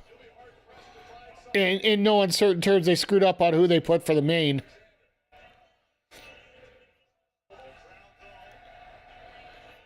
So, yeah, they've been actually main eventing the women more than not. But, yeah, they're doing that as the main here tonight as well. So, is Matthews injured? Yes, he is. He legit hurt his ankle in that match in Australia, so... being 9:30. Actually, the women's match has been all over the card. Literally since Revolution, it's been such a change. More often than not, they're the main event. They've been put in the 2-hole. They've been put in the opener quite a bit. It's been all over the place, but my God. That's like a big old pork roast landing on your on a whole rack of pigs there. Monet had to have push for. Well, I think it's more the fact that it just makes sense. Yes, Monet might have said it, but here's my honest belief. And I'm sorry, I know it's giving TK a little bit more credit than maybe he deserves in this case, but I honestly feel the call for the women's matches in many ways was WBD's. In putting them in that segment and putting them in that position and all that. I love that. Brody wanted a tag and Ospreay wanted a tag and Brody tagged him. I think WBD just said, oh, look, we're only doing X number of women's matches and you're putting them in this spot. And finally, after that pay-per-view, Tony can go to WBD and say, look, see this response? See this? Either way, whatever reason it is, whether it be the TK or whether it be WBD whose fault it was, I'm just glad it's getting fixed, regardless. But yeah, I love the fact that we're getting X random tag match right now. And the fact that Alexander doesn't necessarily need a feud to start off right now. Like right now, he is the muscle for the Callis family, so he can basically plug and play for whoever's there.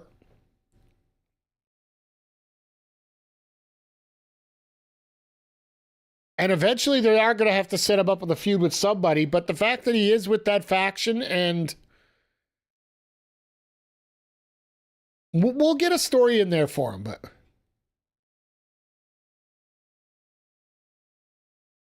then Takeshita, like, how many people in this ring are going to end up being world champion at AEW? My prediction is minimum 3, maybe all 4.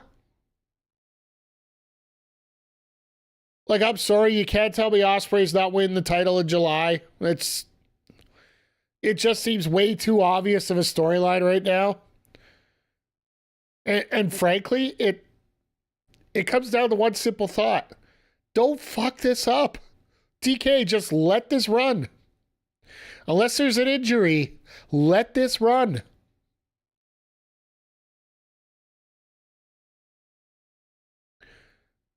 And then Brody, well, Brody we've been talking about for months that he deserves to get pushed into that title picture. And this is also what I was talking about earlier in the show, like when we were talking about Meltzer, talking about who's building more main event stars, who's building more stars for the future.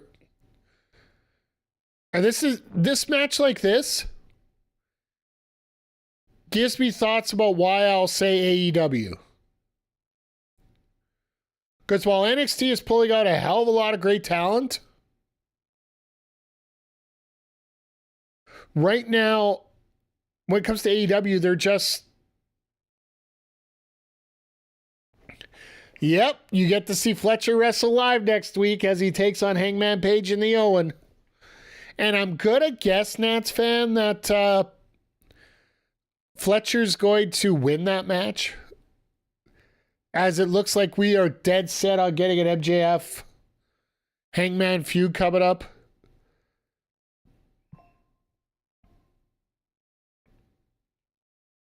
Hangman goes, oh, I don't think so. I honestly don't think so. I know they did it with Mercedes, but I don't know if they're going to actually do it with Hangman here. I think the bigger story would be for MJF to screw over Hangman in his hometown. Could you imagine the amount of heat? We got to talk about the heat. Let's get a little pepper sauce on that. As we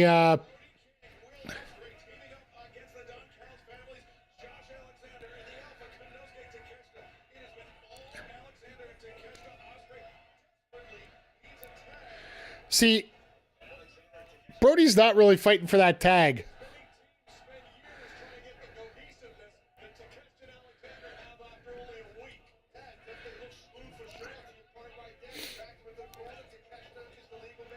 There's a boot to the face. Nice elbow.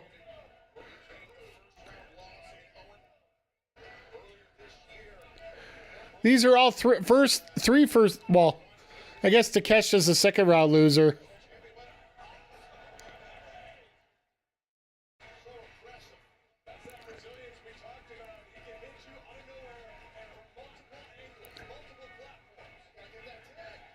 There's a hot tag.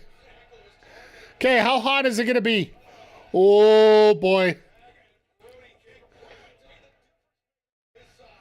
Let's get some peri-peri on this one because this looks like a spicy tag here. We're going to have to come up with a scale on how we're going to rank these hot tags.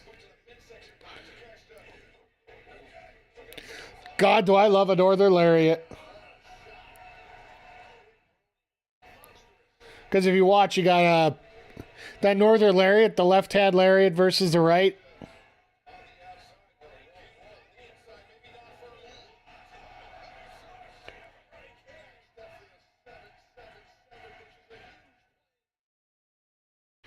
A 777.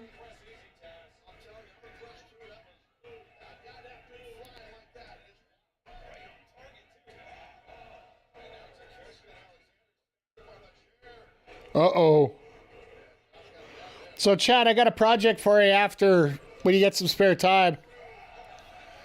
Fightful Select has just reported that the roast of WWE, the audio's appeared online. You might want to check it out before it runs out. Wait till after the stream's done because we got a lot of stuff going on here tonight, so...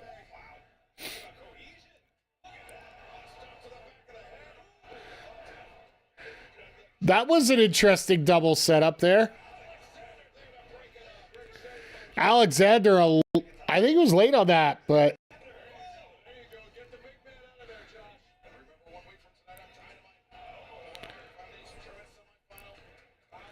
Because Hangman, just thinking about Hangman working with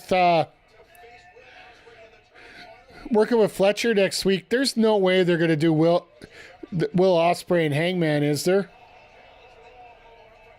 They could. Be a hell of a fun match. Oh, geez, they're doing it. They're doing it on the 4-hour. They're not even waiting to double or nothing. Jesus. They're trying to show us a graphic for a world title match coming up in 3 weeks. And all of a sudden now we're getting... So yeah, we're getting Joe and Mox on the 14th as part of the televised pay-per-view.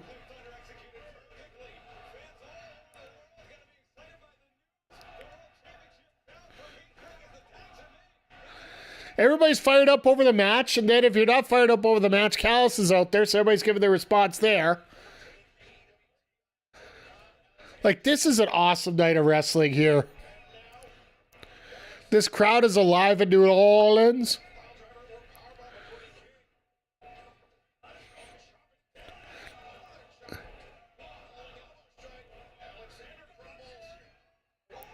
There's that King Kong Lariat. They tried to put the graphic back up because they knew nobody was talking about it during that Blue Thunder Bomb. Damn.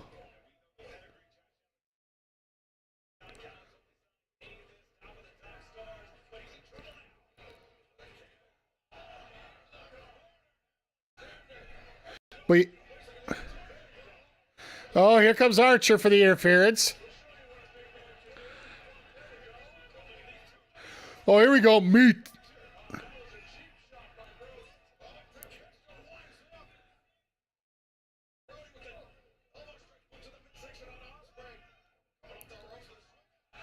Well, Archer's dead.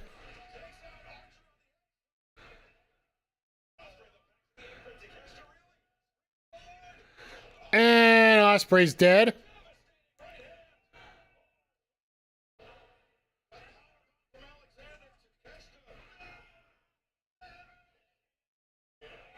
There's the drive-by boot. Either the German, and now... Are we going to see the C4 spike for the first time? Nope.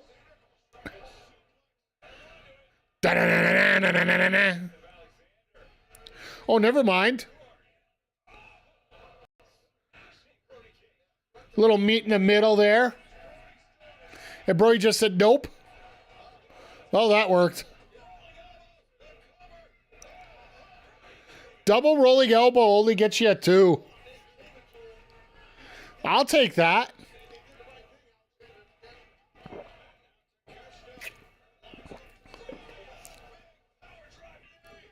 Oh, no way.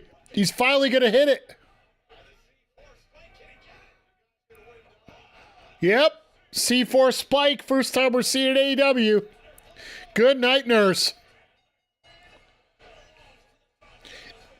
In the words of Gorilla Monsoon.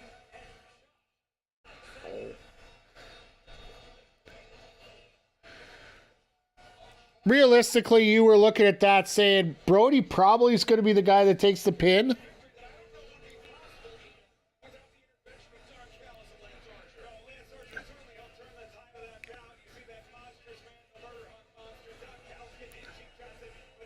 Archer's staying outside the ring. He's like, yeah, you're the win. We're the winners.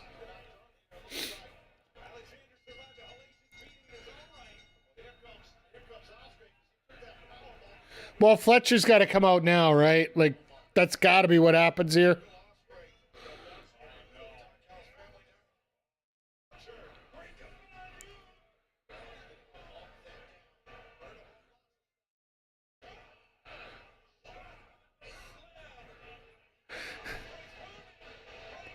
And, of course, here comes Fletcher to stand over.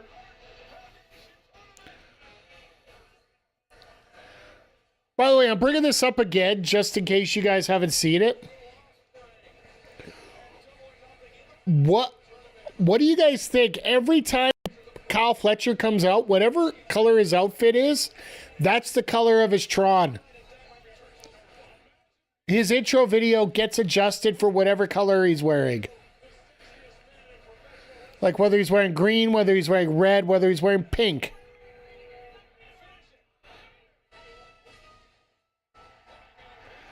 And here comes Hangman.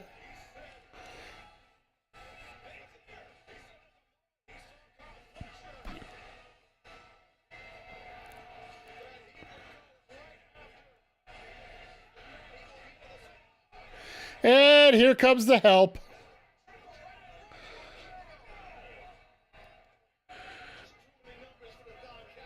Like, look at this. There's a 6-man faction here.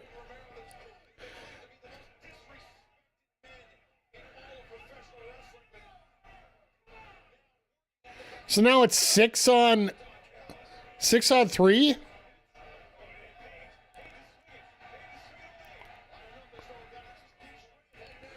They're all stars, absolutely, but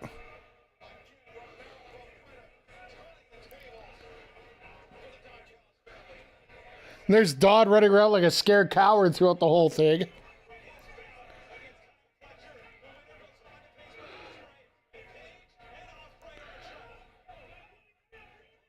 And Remser's like, hurry up, we got the women's match next.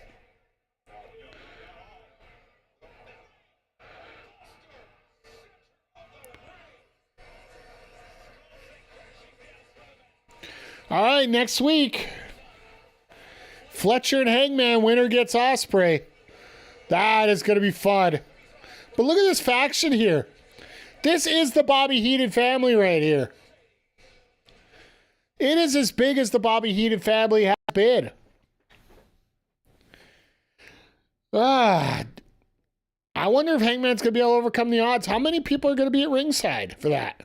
NWO is, yeah, but bigger isn't necessarily better. Just remember that, Nats fan, when it comes to NWO. Ugh.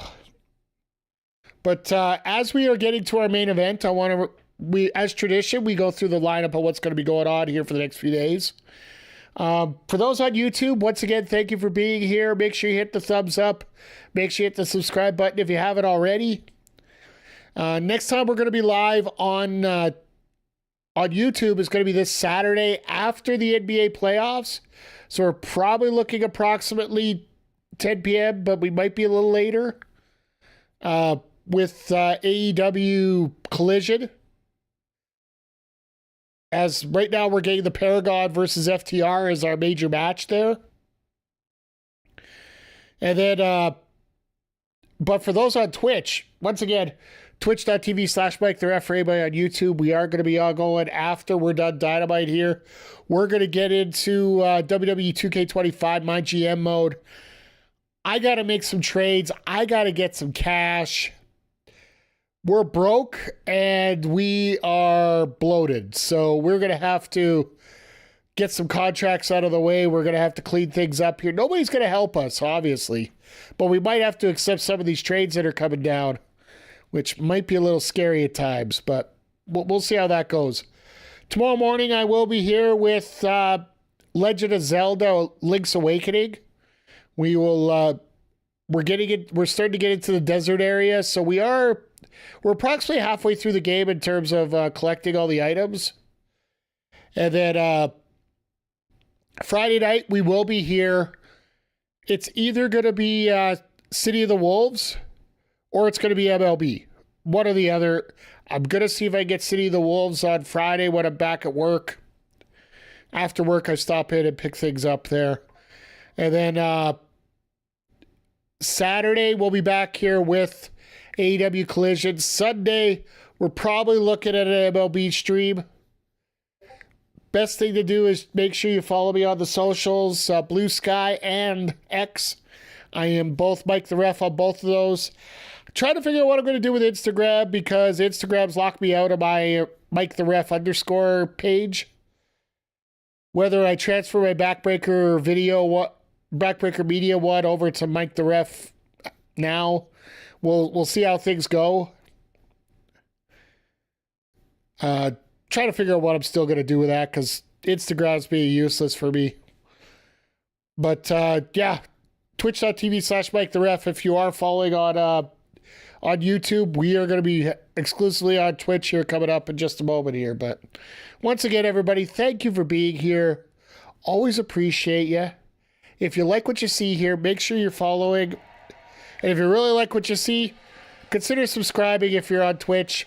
All the money that goes in there comes to help the stream. So, as we get into our main event, Instagram went down the shitter, yeah. Essentially, when I got my phone stolen, it asked for a password that I can only get off my old phone.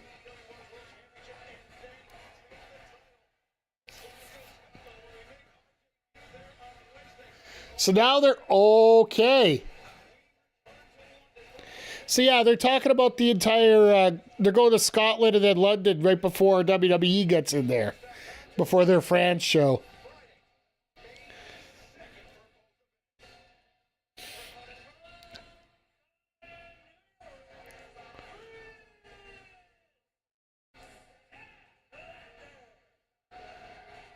I love the fact that, you know, they're not fooling around. They're getting these entrances right through.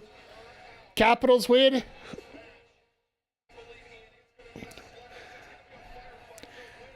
I don't know which way to go with that, whether it's a cheer or a boo, because I do have fans of both here. Whether they're lurking or watching, I got to be careful about that. So they're getting a full 15 minutes here tonight. There's no seconds. There's two faces here. I don't see much of anything else happening. But this will be a fun one.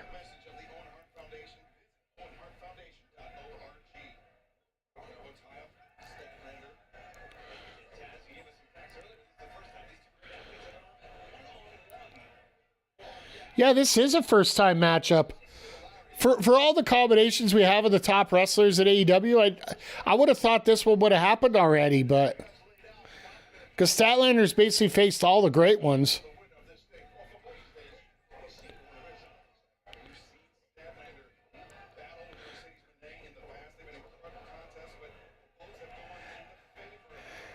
Anything you can do, I can do better.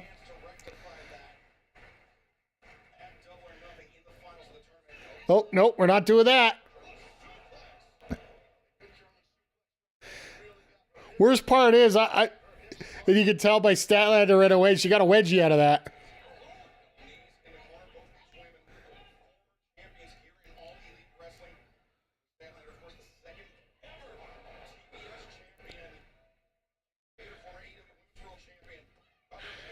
It's funny how they don't want to mention the first TBS champion.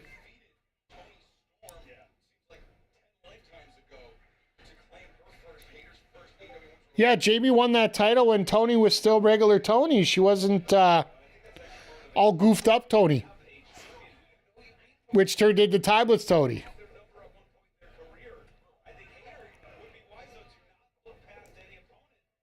Oh, God. Oh, nice reversal on a reversal there. It's like, how many times can you press the Y button?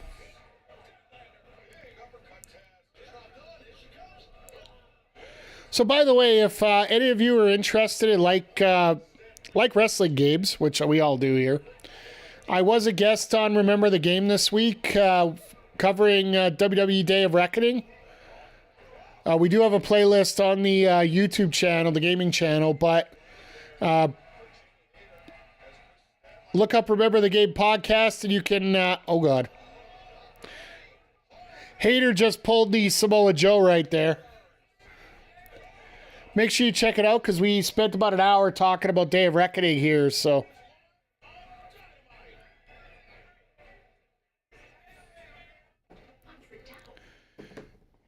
As we're going into our picture-in-picture here.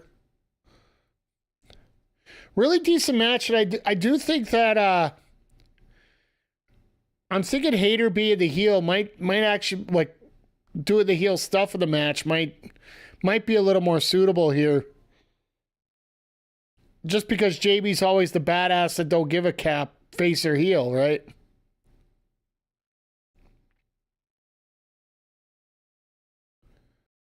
Nice Joe move from Hater. Yeah, exactly. Like just a quick step away. Always a fun move when you see that come out.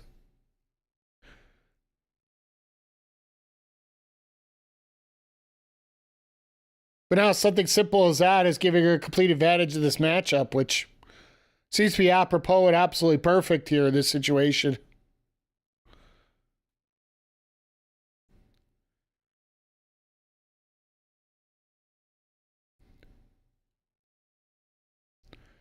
But I got a feeling tonight they're going to go really tight to time here. Just because they do have a double taping here tonight, I do believe.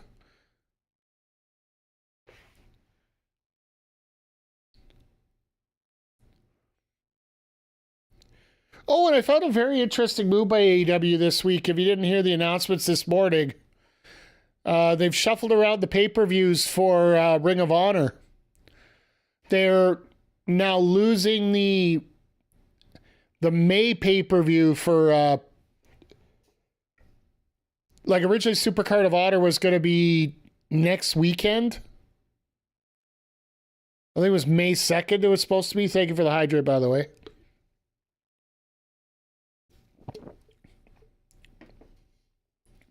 Had to for the Thirsty Mike match. I'll give you that one right there for you.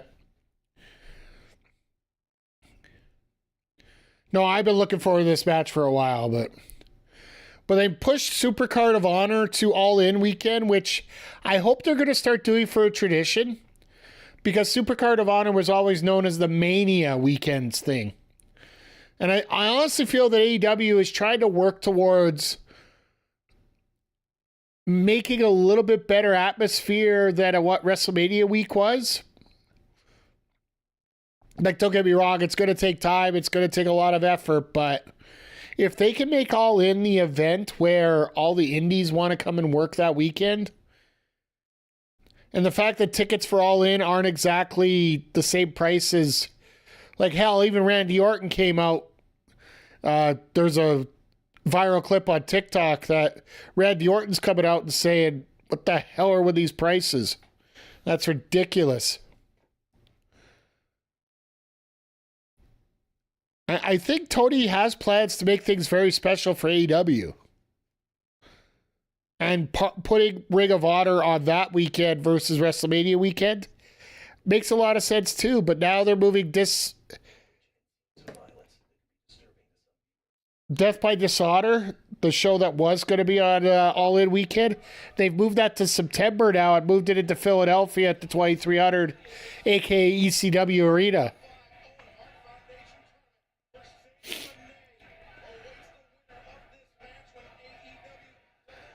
I get it. People don't like change when it comes to stuff like that.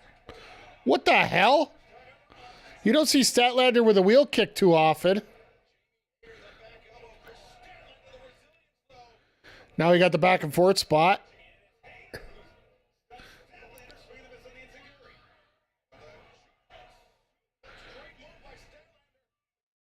My God, Riccaboni and Excalibur playing off each other.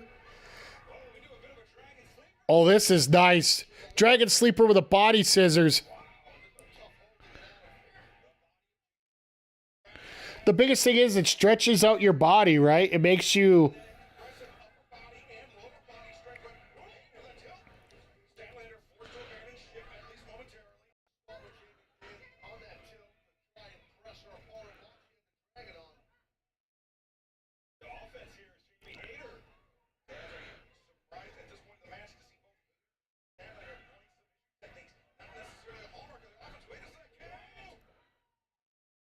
Oh, now we got the head scissor. Okay.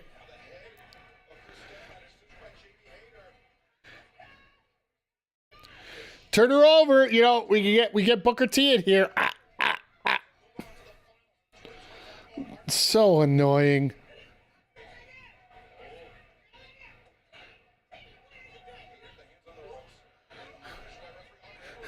I think Statlander wanted her on the rope. Oh my God. Anybody have a splat sound there? Just. I think that's the best way to sum that up. Jesus. These ladies throwing extra stuff out that nobody expected here.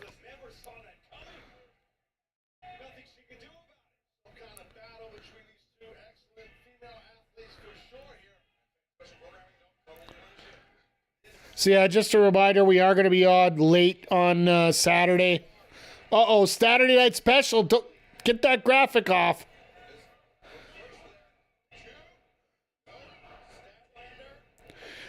Well, they can run through the matches. That's fine, but... Missed a little... Oh, my goodness.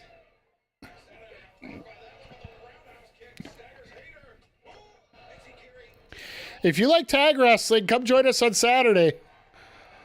Dralistico Bandito? Yes, please. Statlander with a power bomb. Rolls through.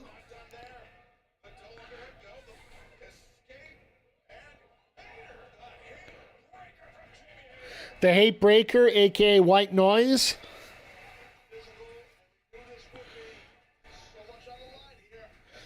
They're lining up so many great matches over the next week here.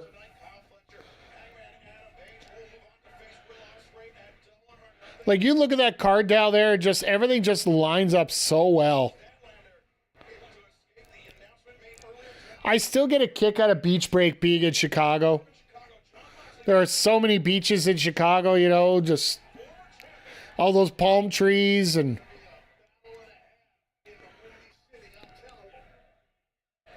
Lake. Michigan. Yeah, just one lake. One lake. And I don't think there's palm trees there, so why is it on the graphic? Don't get in the way of facts.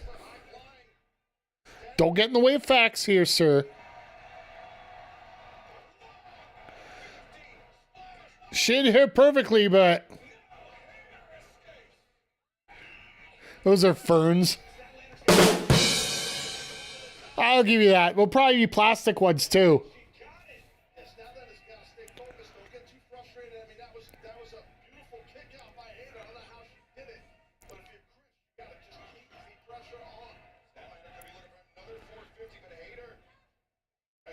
I don't know why you'd want to do a second 450 here. This isn't 2K. This isn't Day of Reckoning when you go up like 5 times to do the same move.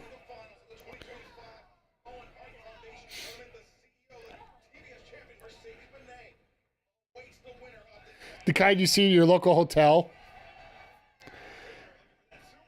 Shameful.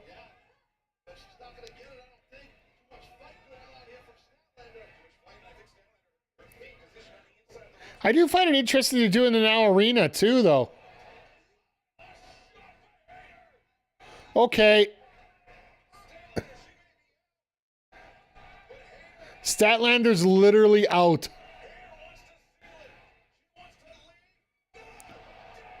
There you go. Here we go. Mercedes and Jamie at Double or Nothing. No! Wrong one! Damn it! Let's throw that. We have got that as a main event. That could be a main event. We know it's going to be Mox and Joe. Don't get me wrong, but... Are they a joke to you? No. Uh-oh. That's basically what I turned out here. Oh, and here comes Mercedes to say hello. Of course it's New Orleans. She's got to come down. I thought she'd be sitting in the back watching the Celtics.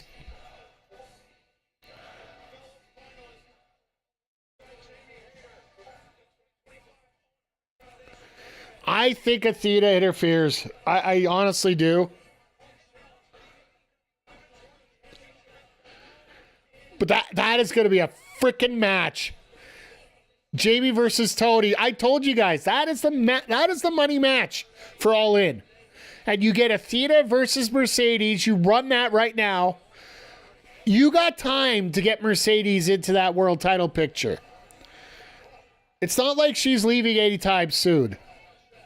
She's burning bridges all over the place, and with her best friend having issues the way that she's having, you know there's some time biding right now.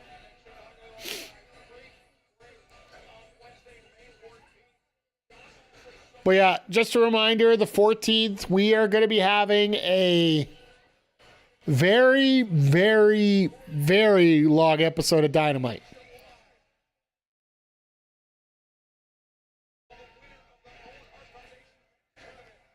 Yep, Mercedes is pissed that Jamie got her music.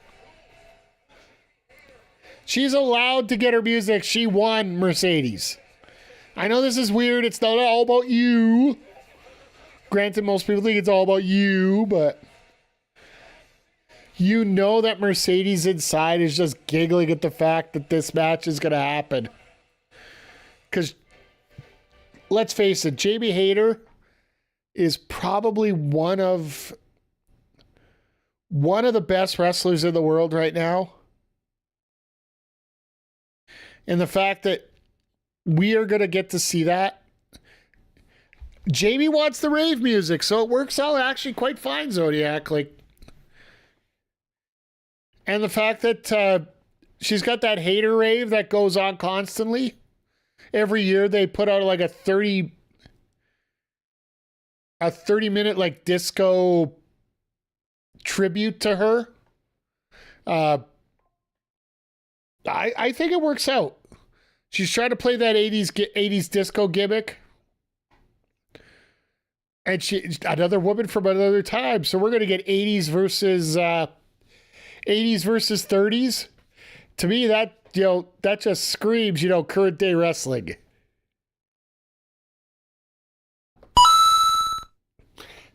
I kid, of course, I kid. All in all, tonight, we had an absolutely spectacular night of wrestling, I think. All the way from Briscoe and Ricochet right off the bat, getting that Kevin Knight feud set up. We got the Hurt Syndicate with another story with MJF here, and it looks like we're probably going to go forward eventually with MJF as part of the Hurt Syndicate. And it looks like we're probably going to get Hangman MJF too at Double or Nothing. At least they're teasing towards it.